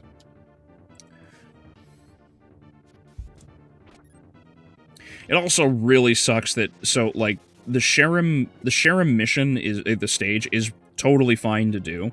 It only has so many enemies in it. The problem is beating it. They've only got like 8 enemy units, whereas like every later mission has somewhere between like somewhere around like 16 or so. So like you can't actually get like really strong until way later. Like after like you run like the first 2 or 3 levels are uphill battles for sure, because there's so much shit that you have to fight against.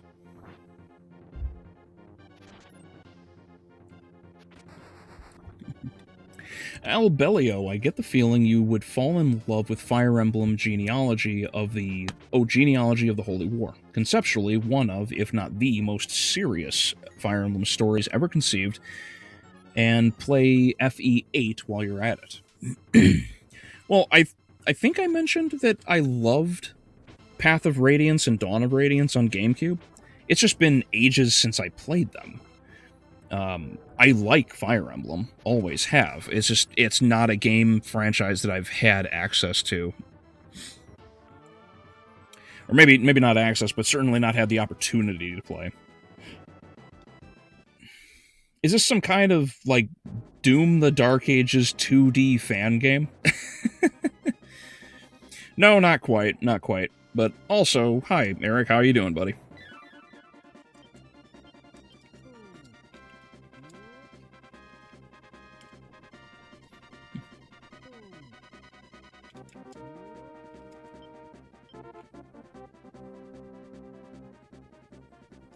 Oh, that's a doll mage. This is gonna suck. Now, you might notice the character on the far left of the screen looks oddly familiar. That's because it's quite literally my character. That is the doll mage of the Ogre Battle franchise. And because I can't reach him in the back row, he's going to do an attack called Acid, and it's going to hurt. That's the Acid, and it's going to hurt. Yeah, there's like almost 100 damage just straight up. Thanks to that Hermit, I will be able to kill him, though. Albeleo doppelganger, right?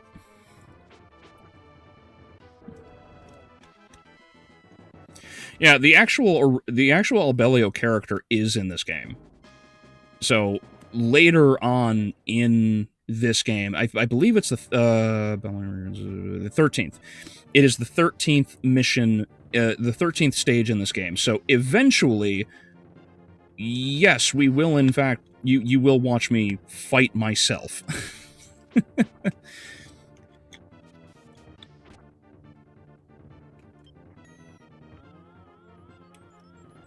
She? No.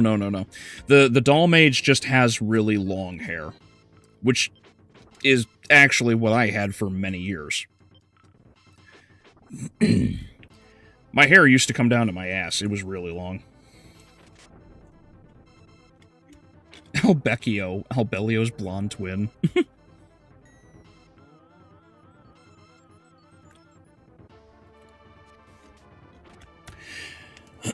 There are moments in Shin Megami Tensei 3 that'll make you think of something taken straight out of Inferno.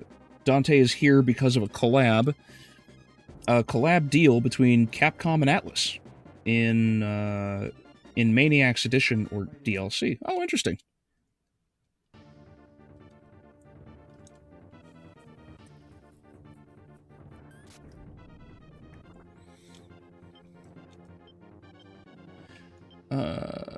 Let's do this.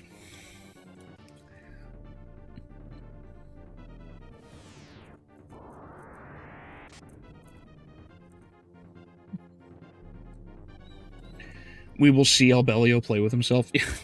Eventually, yes. On screen. For everyone to see. Oh, okay, because I was going to say, oh my goodness, you gender swapped your own character. No. No, the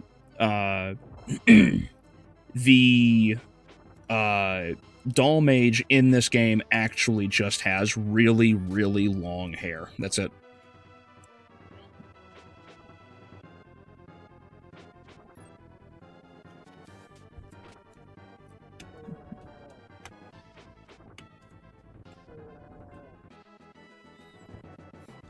Camera was on the whole time, huh?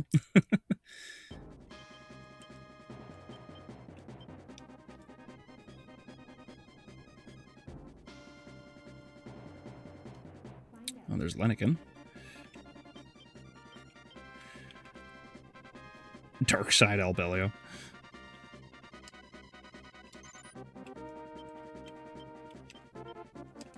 I really probably should just, like, push forward and take these three and just, like, force the combat into this area.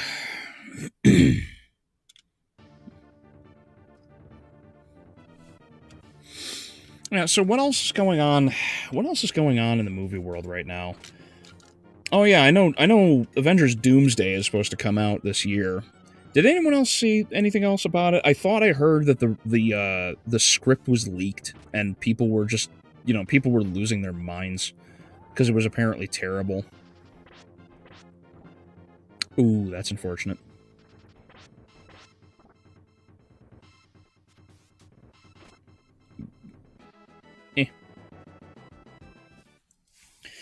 Yeah, apparently there's not going to be,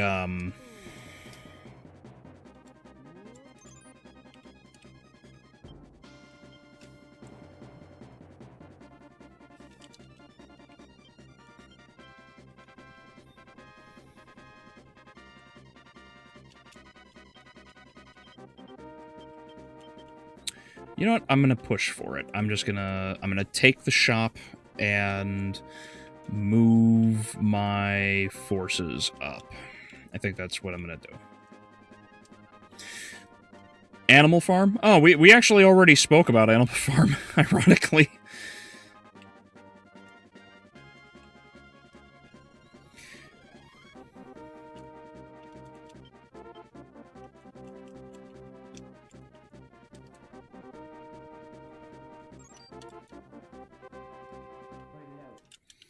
Yeah, I'm not looking forward to that.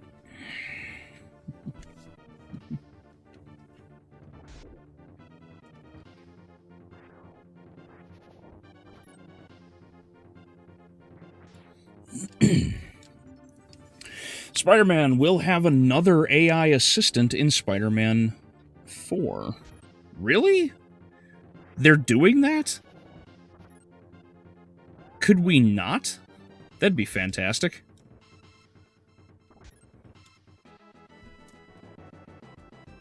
How about Mortal Kombat 2? I didn't see the trailer for it, though I probably should. I heard that the second trailer does not help the movie, like, at all. But I think a lot of my criticisms of Mortal Kombat 2 still stand from the first time from the first trailer review that I did, because I don't I don't like Cole. I never really did. I was also not a big fan of Baraka because they screwed up that mouth horribly. I don't know what they thought were. I don't know why they thought anything that they did with that one was a good idea. But yeah, Baraka looked terrible. Jade looks terrible. We're already doing Noob Saibot, which I suppose is fine. Because they're just going to jump like straight into MK2 territory now, which is really fucky. I don't like the way these people keep doing these things with these video game adaptations, because instead of establishing a foundational movie, something that explains the story outright as it is, they're just jumping headfirst into making another story that makes no fucking sense. And we're going from MK1, which was like Mortal Kombat 0 for all intents and purposes. And now the next one looks like it's going to be literally Mortal Kombat 2. So what's the point? It drives me nuts. I hate these kinds of decisions in Hollywood. It doesn't make any sense to me. But yeah, I don't know. Like, I love that Karl Urban's gonna pop up, because I love Karl Urban. I think he's a great actor. But in terms of being Johnny Cage and them doing the washed up story thing, I don't know. It doesn't quite feel right. It does not quite feel right.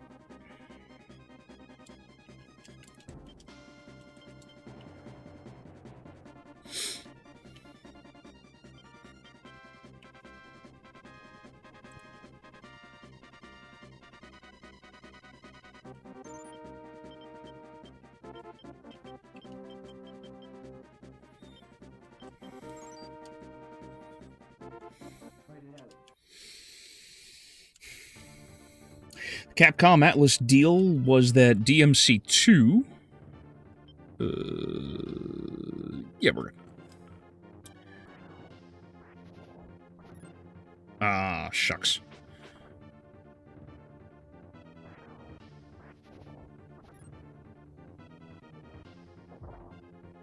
Ooh, boy, that hits hard.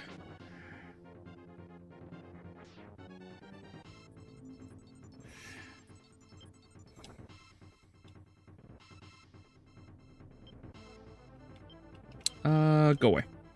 HD port, if you don't have the DLC, features another SMT character called Raidu, the 14th from Devil Summoner series. Oh, interesting. How about the new Street Fighter movie? I won't lie, I like the trailer. I am not a fan. I am not a fan of it, which is a damn shame because I really wanted to be. I hate that we're doing what Mortal Kombat was doing with a washed-up fighter that's trying to retain glory and keep himself relevant. I hate the idea of I hate the idea that Ryu is literally a monk. Like, he stopped being a fighter and he gets pulled out of retirement because somebody's like, hey, there's something going wrong and you have to come and help us with it, or some nonsense. I'm not a fan of that. Not a fan of that at all. I don't like that they're doing... well, I should preface that I'm confused on the timeline. Is the movie confirmed to be taking place in 1993, or is this another... moment in time?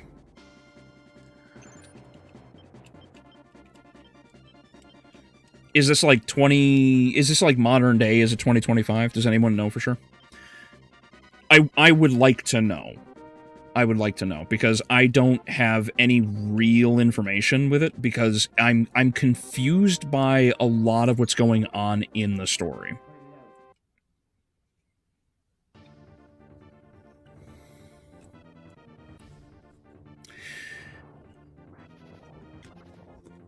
Oh, they skipped all of Mario straight to Galaxy 2, possibly for a Smash Brothers movie. You know, real quick before continuing the Street Fighter thing, apparently, and I missed this, in, oh my goodness, I'm gonna lose. Oh, no, I'm dead. Oh, thank goodness. Oh, I lived. Huh. I actually thought I was dead there, because my Lord's only, like, level 1. Apparently... In the Mario Galaxy movie, when they get to the Galaxy, like, the interconnection hub, apparently Samus's gunship is in the background behind Toad, and I totally missed it. Samus gunship appears in... Yeah, exactly. I hate that I missed that, because I am such a big Metroid fan. I thought it looked familiar, but I didn't mark it down. So to see that it's actually in the movie was just like, aw.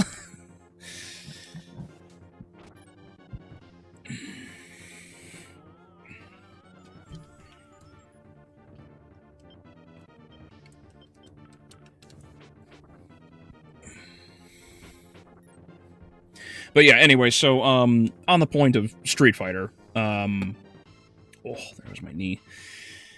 On the point of Street Fighter, I am not a fan of, like, the washed-up fighters story. I don't like it. I don't like it at all.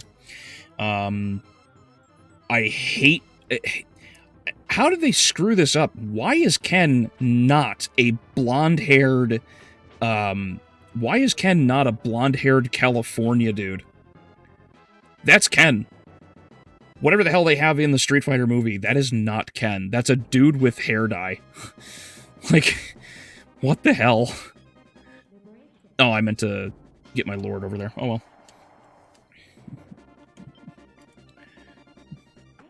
Oh, there's my other foot. Yeah, like, I don't like the way Ken looks. I don't like the way the Ken feels in the story. I don't like that Ryu is this, like, poncy, I was a monk and now I don't like to fight anymore. Like, I wrote this down in the notes because I was gonna write the I was writing a review for the trailer. I hate that. So, like, Ken is just a monk, and he's not. He is not the he is not the world warrior. He's not. I don't know why they thought this was a good idea, but he's just not a thing. They're gonna force him to have to join in and do combat. it's not going to make any, like, rational sense. Because there's just going to be like, hey, here's this fight for you guys, and you got to do this, and it's like, okay, but why though? Well, Ken needs help. Okay, but why though? Why? Like, what could be so insurmountable that Ryu has to come out of retirement? But they're also throwing in, like, Akuma. I know Akuma was in Street Fighter 2 Turbo as a super secret boss, right? But like, why is Akuma here?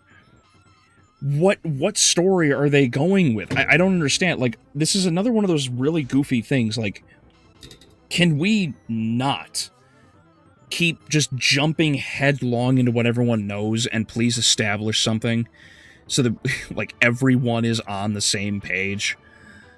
Resident Evil, Mortal Kombat, Street Fighter. Like, the only one that had any semblance of figuring out and establishing what the story actually is was Iron Lung. What the hell?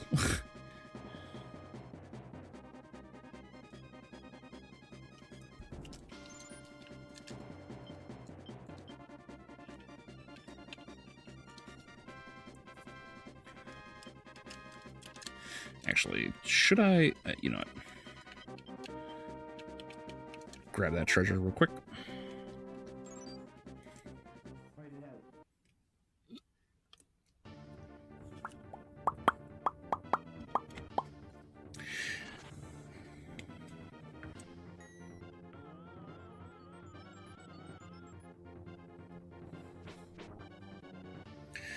So the plot is like Rocky 3, but shitty. I guess.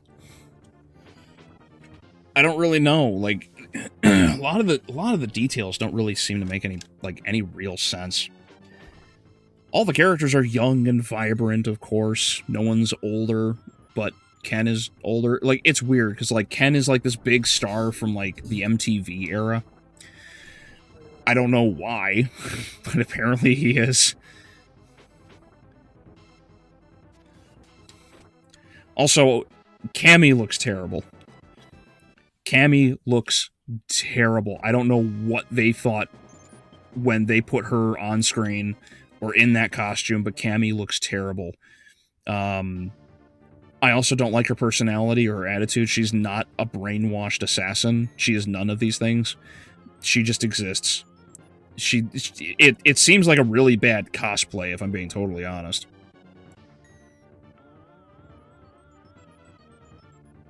I heard it'll be taking place in the 90s.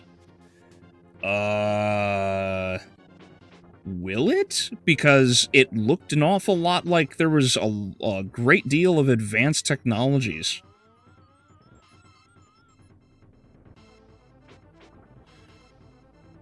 Like, it has, like, modern-day tech. Am I wrong? I know I probably didn't pay attention to all of the details in the story, but that seems an awful lot like a big problem to me.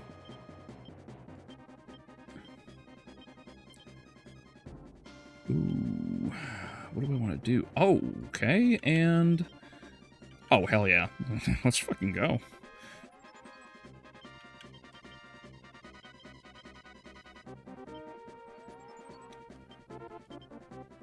Take a knight.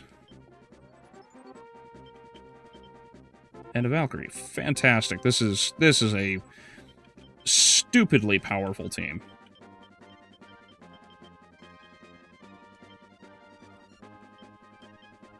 That team, that team and the coordination that I just pulled here would rock literally everything without even a second chance.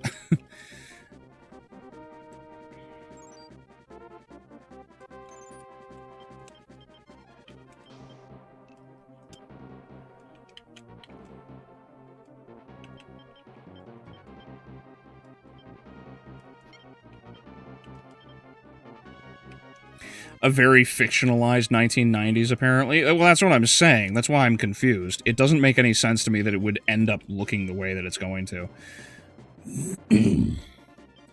she looks hot, come on. I know, sure. Like, the actress who's playing Cammy is attractive, but that doesn't change the fact that the character the character herself doesn't make any fucking sense within the story, as far as I've seen.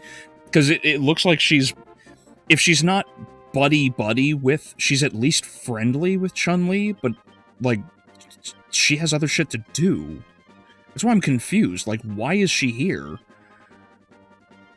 And then you have Dulcim, and you know, what's really goofy is, like, I never even noticed, because there's been, like, no advertisement for him, but apparently Jason Momoa is Blanca.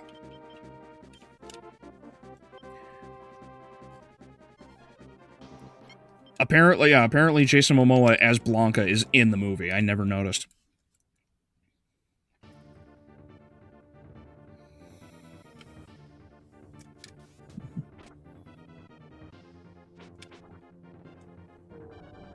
Street Fighter 2 animated movie is my pick for the best Street Fighter movie. It's really hard to beat that first movie. That anime is so fucking good.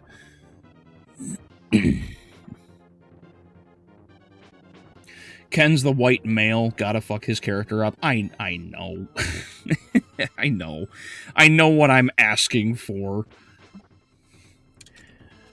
Where is my Brazilian representation? Yeah, I know. There's nothing more Brazilian than Jason Momoa, apparently. Yeah, it's goofy. I don't know why they did that.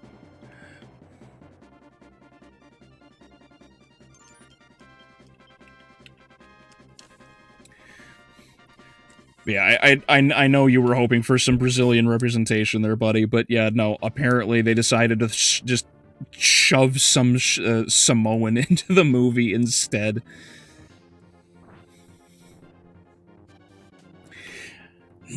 How much do you want to bet the reason why Cammy looks that way is because some female worker at the studio got jealous at how beautiful she is and forced the directors to hire someone ugly? Well, I mean, like, the character is not, like, the actress is not unattractive. She obviously is. It's just that, like, the costume looks terrible. She doesn't look like Cammy at all. To me, she doesn't really look like Cammy. It just looks like some high-budget cosplay.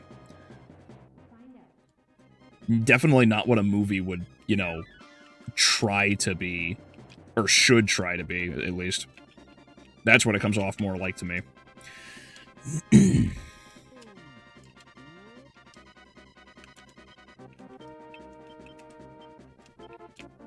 Okay. Oh, could they all become wizards? Oh, sweet, I got a Valkyrie. Fantastic.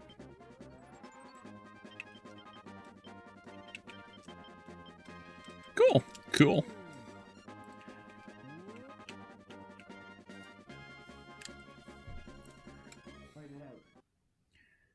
It's okay to be gay, Leo. We still love you. Where the fuck did that one come from?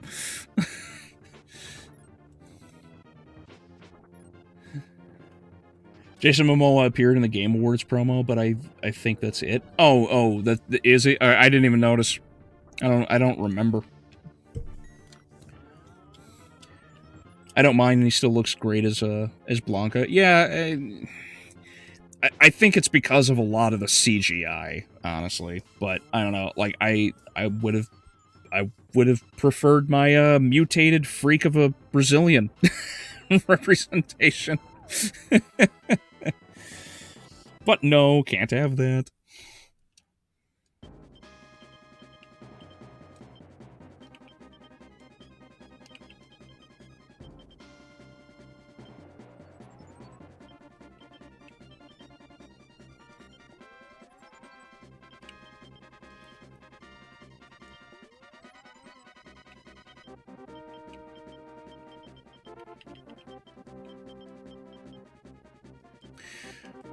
Alright, another super team whipped up. That's good to know.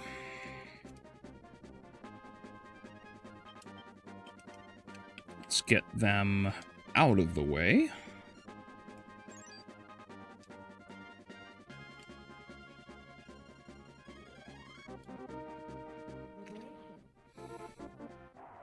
I know it's a silly one, but I do still love the live-action movie. Gotta love what Raul Julia did for it. Oh, yeah. What a legendary line, by the way. Like, no matter what, that movie will always be remembered for that one line that he delivered and the way he delivered it as Bison. It's like, for, you know, the day I arrived at your village was the greatest day of your life. But for me, it was Tuesday. What a great line.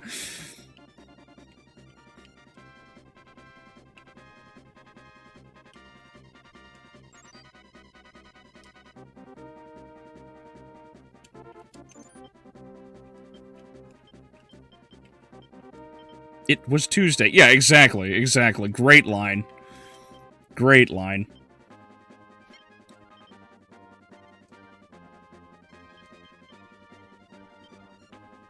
Apparently, Blanca is supposed to be someone who survived a plane crash, ate fruits and eels, which is why he has green skin and electric powers. But whoops, retconned again. It was just green paint. Wait, are you fucking with me? Did they actually change that?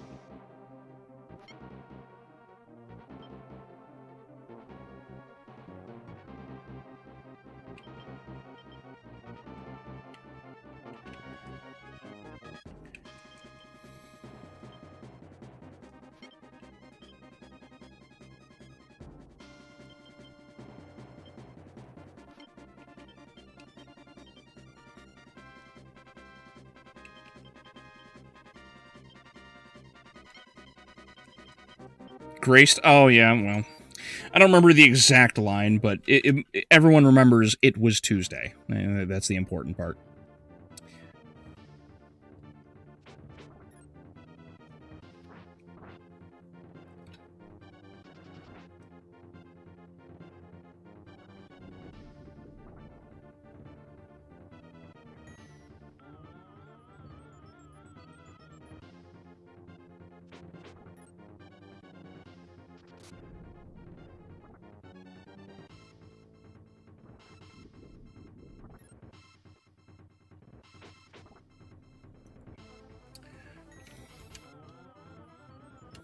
Funny thing is, Brazilians come in all different shapes and colors. Yeah, they do. Don't they, Feige? Cheese Roman Reigns and Jason Momoa. In the same movie, right? That'd be wild. Man, Roman Reigns. I haven't heard that name in a long time.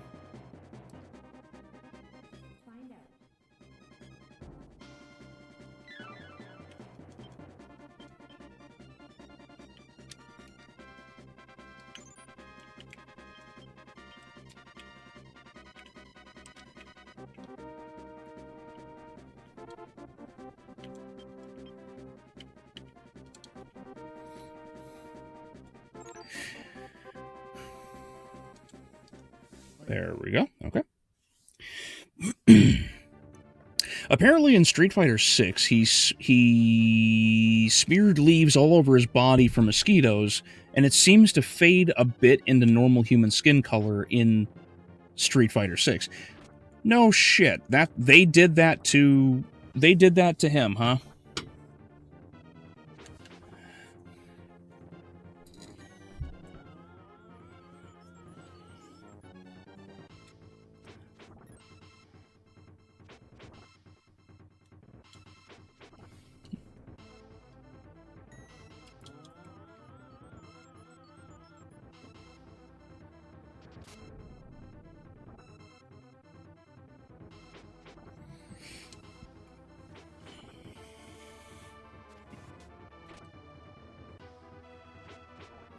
The PAX by Sonica.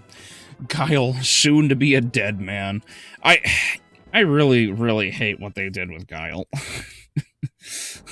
I really do. I wish Guile was like I wish Guile was like Jocko Willink with a wig.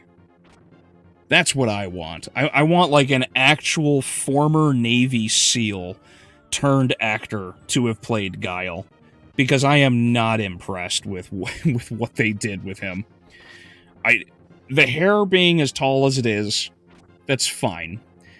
The dude is not built to be Guile. I think this is a horrible decision on their end. I don't know what they were thinking. Oh, wow, I actually drew.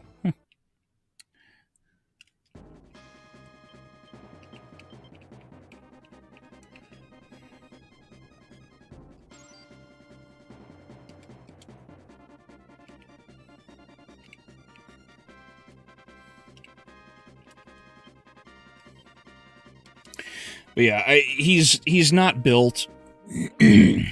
He's not built. He doesn't seem like the kind of patriotic kind of guy that you need him to be. I'm really not impressed. He's also, again, he's really small. Like, you couldn't get a former Marine, you know? Like, some of these guys are tanks, and that's exactly what Guile has to be. He has to be a fucking tank. Like, Guile is the American that the Japanese think Americans are. And Cody Rhodes or whatever, whoever the hell is playing Guile, is... You guys couldn't feed him a fucking steak or two and like have him like look up a tutorial on how to do bench press or something? Because my goodness, is he small.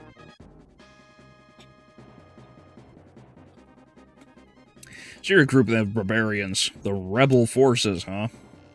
Just what do you think you're fighting for? Honor? See. My friend has thrown away any honor he had for the sake of the people. He gave up all his pride and joined the Empire just to save a few lives. Can you comprehend that? The feeling of having to bow to the Empire, even while being called a dog? Anyway, I've given up fighting. Whether the continent is ruled by the Empire or the rebels is no concern of mine. Whoops.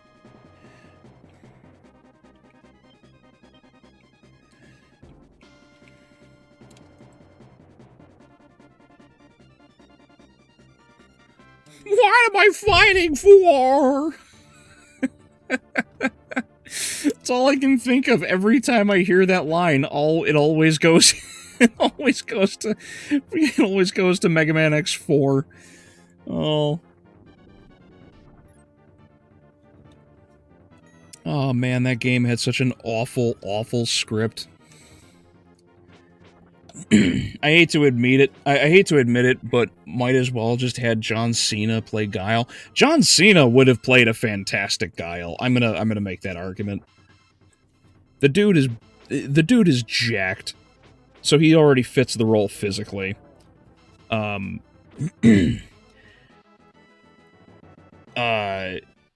He's played a Marine before, so at the very least, he has some level of experience in these matters. And he already kind of rocks a flat top anyway. Like, come on, like Hollywood, please. I should look up the budget too, because apparently this movie's got, like, because of the way the movie is shot, it looks super cheap. I wouldn't be surprised if the movie actually has a really low budget compared to most other films. I will say, first off, despite my issues with how I have seen Ryu portrayed, because Ryu does look terrible. Not terrible. The story for him is terrible. I don't like that he's just some washed up, like, I chose to be a monk kind of character. Ryu looks fantastic when he's in his gi. With the gloves and everything, Ryu looks fantastic. Although he's still a little small. I personally wish he had a bit more going for him. What I do really love, and I think they fucking nailed this character, the dude who plays Zangief, he's one of the bad guys, one of the bodyguards or whatever from Jack Reacher. The Reacher series. He absolutely fits as Zangief. That is easily, like, the best picking that they have for any of the characters in the roster that they're introducing.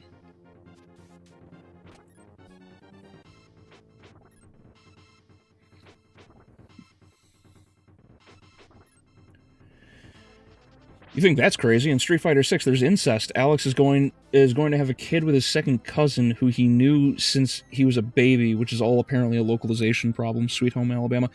You know, it's really funny, Brian. If you were in the Discord proper, Fog went off on this subject. He went crazy on this. He was like, yeah, no, he's not actually incestuous. We have to find the answer. So we stayed up for like 2 hours discussing the entire subject until we finally found that it was actually exactly that. It's just a mistake of the localization. They screwed up the translation.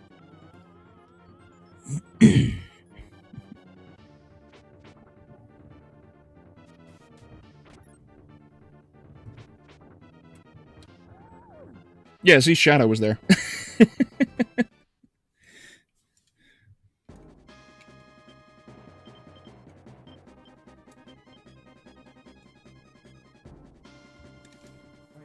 He's a 7'2" wall of muscle. Oh yeah, he absolutely fits the role of Zangief. Whoever thought of that casting nailed it. That person deserves to be higher. You know, deserves a raise. Just about everything else in the movie can suck my ass, though. Like, oh man, there is a point to, if I'm going to be like totally fair, there is a point to be made that actors only have so much time to put on muscle or lose weight in this case. So I have no idea how the hell you could prepare for a role like, you know, if I'm going to be fair to someone like Cody Rhodes, for example. There is no fucking way. There is no way Cody Rhodes could have gotten jacked for playing Guile in such a short amount of time. Even if he did like the Mike Menser high-intensity interval training, which I have been doing and seen results from, your upper body doesn't get huge right away. It doesn't. It takes years to get to that point. So I get that you can't just become some titan of a human, right? Like, that makes sense. It's the same sort of thing, like, if we're talking practicality, and this was a fair criticism of, I forget the woman's name, but she was the one who played, she's the one who played Valentine in the Cowboy Bebop Netflix series. Because when she attacked the fans, to be fair, that was a really stupid fucking decision on her end, but when she attacked the fans, there was a point that was very true, and that was that she has a really small bust, but Valentine's, or Ferentine, I forget her name, I think it's Valentine, her whole character, like, having, you know, having ballistics that could stop a 50 cal, like, there's a very impractical point there, and many of her costumes are not befitting her character, especially in certain settings. So it's like, I get it. I get it. So if you're gonna have someone like, you know, the gal who's playing Chun-Li, and she's clearly not like built enough to play Chun-Li, and I mean like her thighs, because we all know like Chun-Li is most famous for her thighs. You can't have thighs like hers, like Chun-Li, inside of a year, you know, like, or however long these characters had to actually, you know, these actors had time to prepare for these roles. It's like, there's no fucking way. You're not getting, you know, 36-inch thighs overnight. Like, it's just not fucking happening. So I understand like certain conversation points about like you it's just so unbelievable to make that kind of muscular progress, you know. Faye Valentine, thank you. I thought it was Valentine, but yes, Valentine. Like, there is a practical point. Like, yes, she is too small in the chest to represent the character, but being smaller also lets her do action scenes a tad bit easier if we're being serious, you know? It's sort of like what they had to do with Scarlett Johansson. It's like the only other way to make her play the Colonel from Ghost in the Shell was they had to wrap her in a bodysuit. They had to. It would be too impractical for her to move around and fight in, you know, like, with anything less.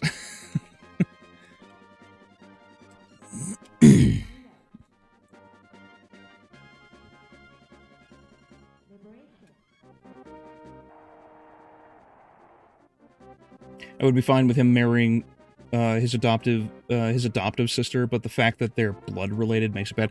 Well, that's the mistranslation. We went looking. Like I said,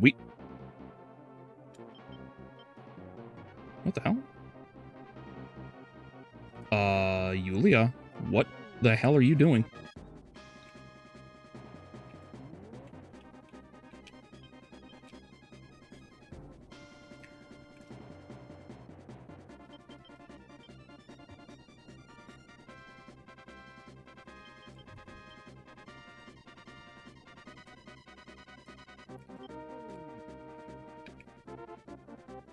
My reputation should be high enough to get cannabis.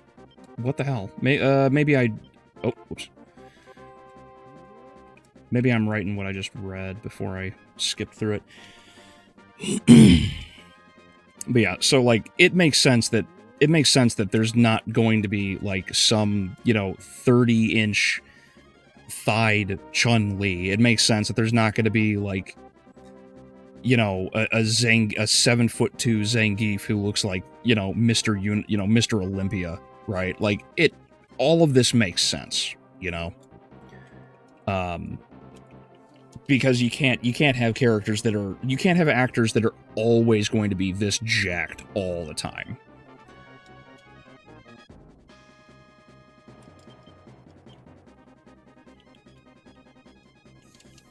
Fuck, I think I screwed up here. I'm not gonna get cannabis.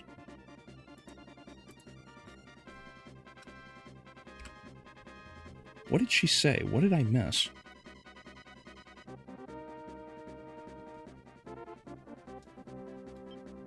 Hold on.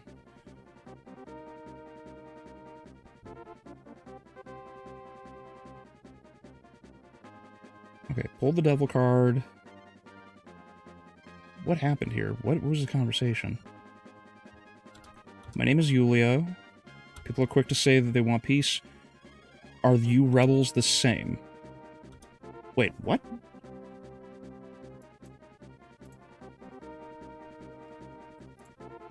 Okay, what the actual hell is going on here? There is no way my reputation is too low to get them. You need mid-range. Maybe I didn't do a sequence of things right now. Cannabis? Where?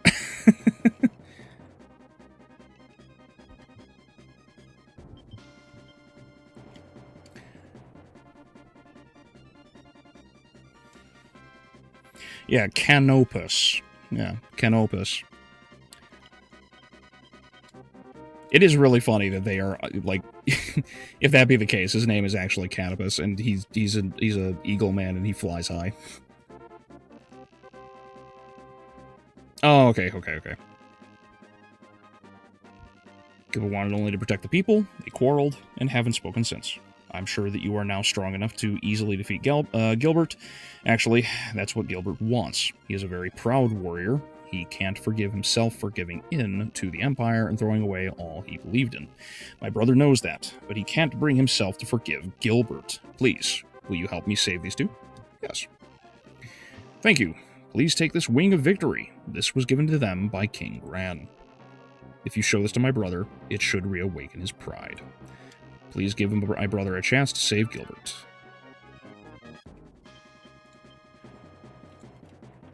Okay, it's just a sequence that I screwed up.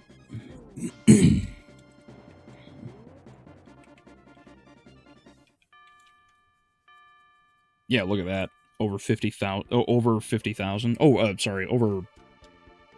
Yeah, over like 66,000 gold. Nice. Oh, wait.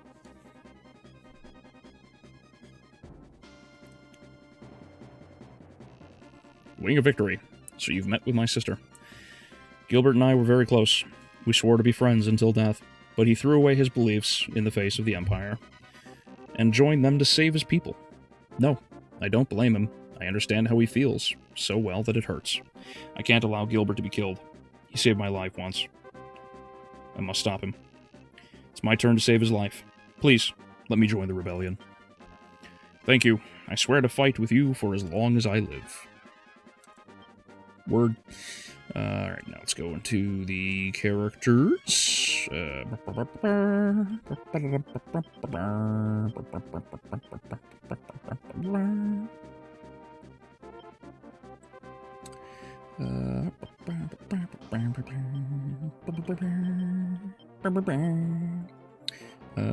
was the other team that was working? It wasn't Cherry, Lemon, or Falk. Okay, it had to have been Tinker. Because these characters are all really close to, do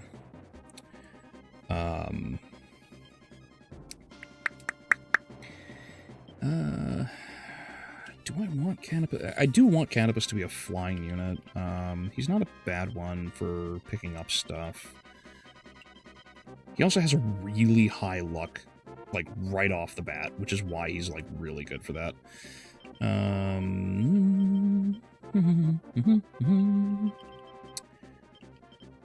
Let's do that. Let's do this. Yes.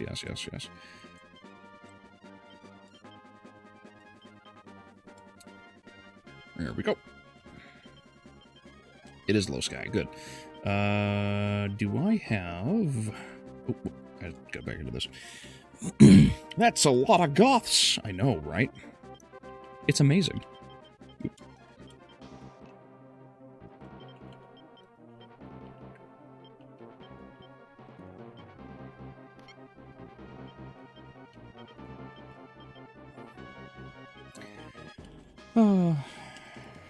What a great game.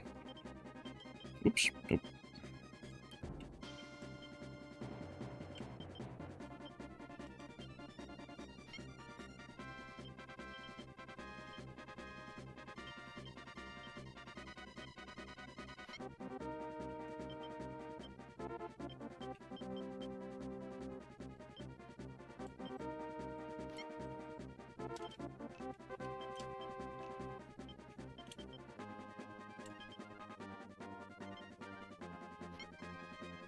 Is there anything else I want to give these guys?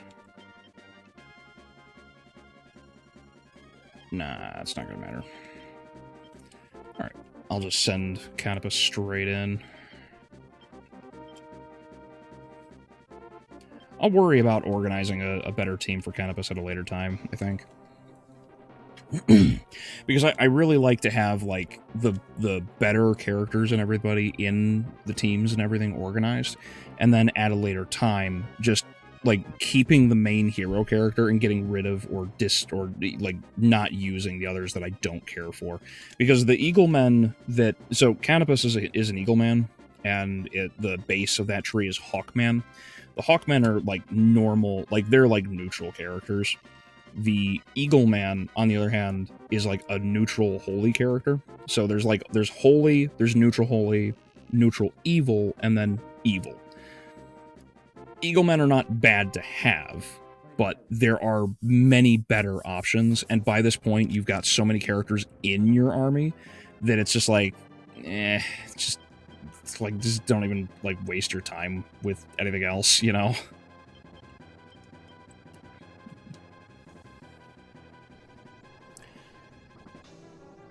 I don't even know if I needed to do that, to be perfectly honest. With the mages, with the wizards, I'll probably take Gilbert out real quick. Oh, yeah.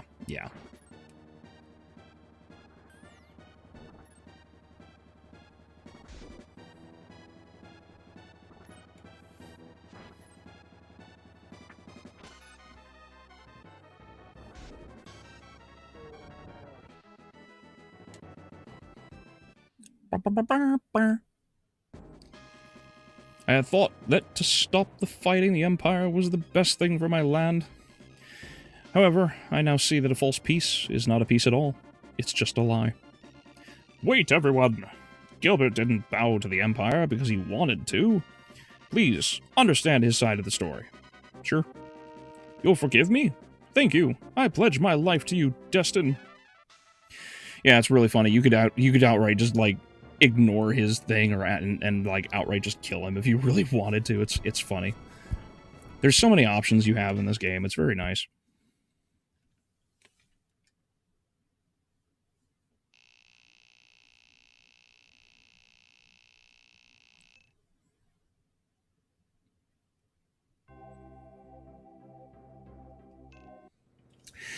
VTuber news. Filian's channel has been deleted, leaving fans wondering if she's graduated or planning on playing big.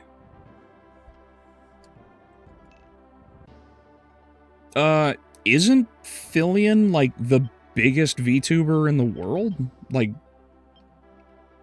why is her channel gone?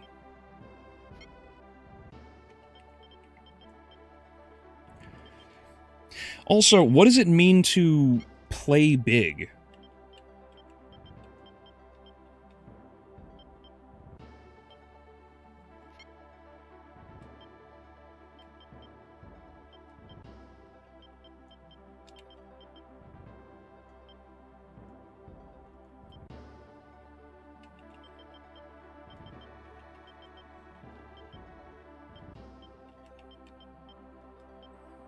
We do have another cleric. That's good. I do want every team to have at least one cleric.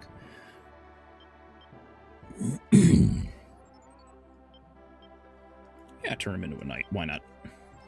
Rock on.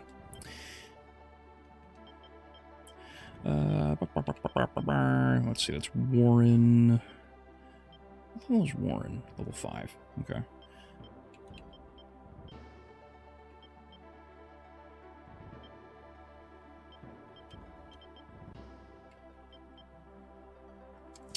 There's Lands, there's Folk, there's Cherry.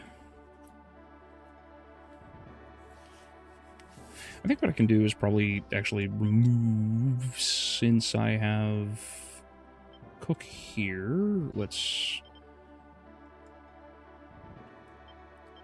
make Gilbert the leader of his own team, and then let's see. They're all level 4.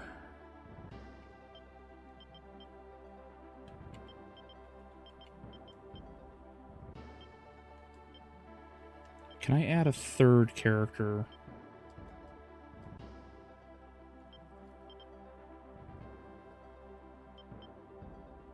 Oh, it's still a low sky. It's still a low sky unit. Oh, word. Okay. Hold on. What if I remove? What if I remove? Well, actually, no. That's fine. Let me fly around Sharam real quick. She did a cryptic teaser before she went on hiatus, but something's happening and everyone's freaking out. Yeah, I don't really know a whole lot of VTubers, to be fair. Like, at this point, the only ones I know would be... The only ones I watch, like, fairly consistent would be Kirsha, because of news and politics, obviously. Leaflet for the exact same reason. It's just politics and news. And then, let's see, Smuggalana. Same thing, politics and news, though she's a lot more casual and I've watched less of her recently. I only really know Filian because of, like, certain clips that have popped up. Because apparently when you watch one VTuber, the rest all get shoved down your fucking throat. And half of them are super annoying and I don't care for it. But, yeah, interesting. I didn't know that she was, like, gone. Phone being lame and gay? Nah, it's okay, buddy. It's okay. Oh, planning something big. Understood. Understood. Her X account is also down. Really? Her X account is also down?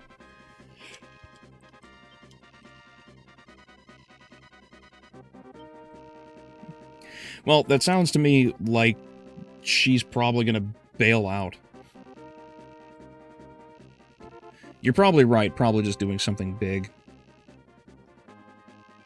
Is Filion associated with any of these crews? Like any of the I forget what it's called, HoloLive or whatever?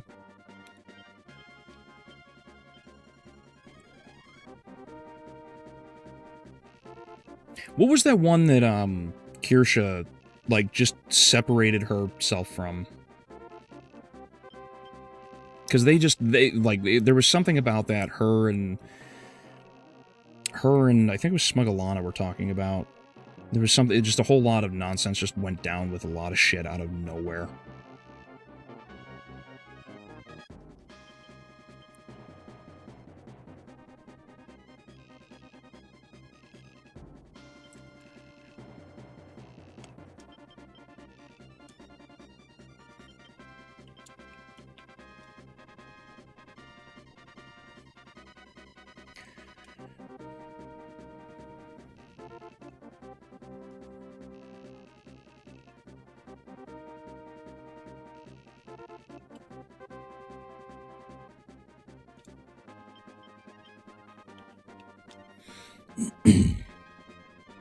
Was it that one game she was sponsored by?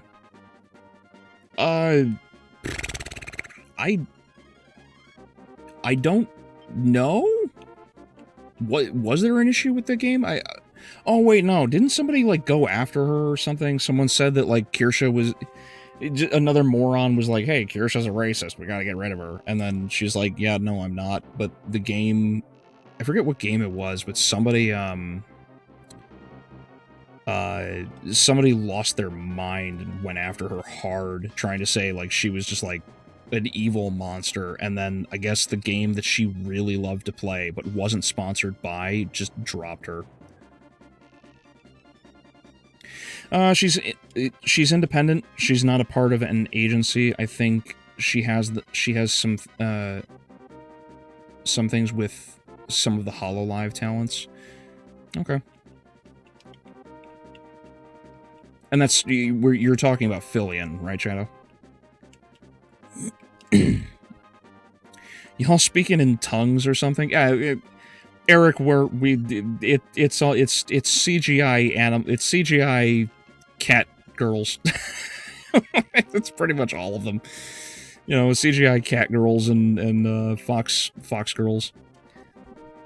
Yeah, no, it just they're really popular. They've blown up all over.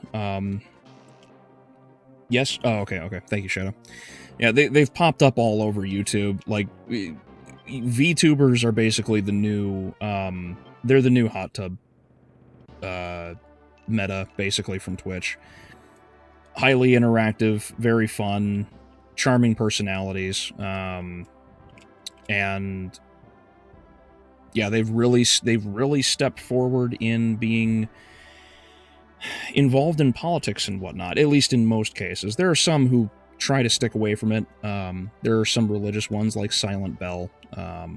She gave her like testimony for why she became Christian, but she basically just plays video games. She doesn't get into politics or anything, which is why I support her, just because she's Christian. But beyond that, it's like, yeah, and Rev Desu is like the only other guy I watch, and he's very much into more politics and everything. So, but yeah, that's that. I know I was joshing. Oh, okay, good.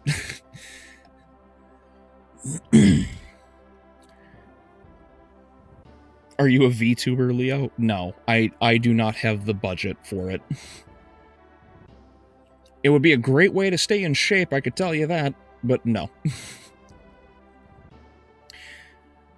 It was a Vice journalist who is also a trans activist with pedophilic tendencies. He was trying to go after her gamer sub sponsorship. Ah, there you go. There you go. That answers that. How funny! It's almost it's almost 100% of the time it's a trans activist, and it turns out that person has pedophilic tendencies or is just outright a pedophile. Weird how that's just a commonality. The only sponsor that was dropped was Crime Boss, which was the game she was promoting. Ah, thank you. I didn't remember. I wanted to say it was Schedule 1, but I knew I was wrong. Okay. Celestial is also a good one. Okay. Yeah, you've mentioned that. You've mentioned that person before, Shadow. I again haven't sat down to watch it. Funny, yeah. Funny how that keeps happening. You know that thing that they say never happened again. Yeah. So, thank you all for coming out, everyone. It's the you know, I wanted to be able to, you know, focus on the conversation with stream and actually be able to hold a conversation and not just spout off randomly and lose focus on what I was talking about. So this is actually a much better change of pace. I'll do more action games and whatnot in the future. Obviously, I'm not going to do exclusively RPGs, but regardless, it was cool to be able to talk about some of the movie stuff. I really should do more movie-centric streams instead of just video gaming, because I'm sure a stream like this is fucking up the algorithm. Anyway, so thank you all for coming out, everyone. I hope you enjoyed Ogre Battle as much. You know, I know it's very different from most RPGs. Head over to Subscribestar to join the Discord. Just $5 a month, please. I need it. Mario Galaxy review is coming. I will look forward to me doing Animal Farm, because that one's obviously going to be... I'm sure that one's going to be rough. I'll probably do a proper review of the Resident Evil teaser, as well as an actual video on the Street Fighter 2 trailer. So I've got plenty of content lined up. It's just that right now, I'm just really busy and I don't have a great deal of time. So I will do what I can, where I can. Just stay tuned. It's coming. But otherwise, thank you all for coming, everyone. Have a good night, and have a good weekend.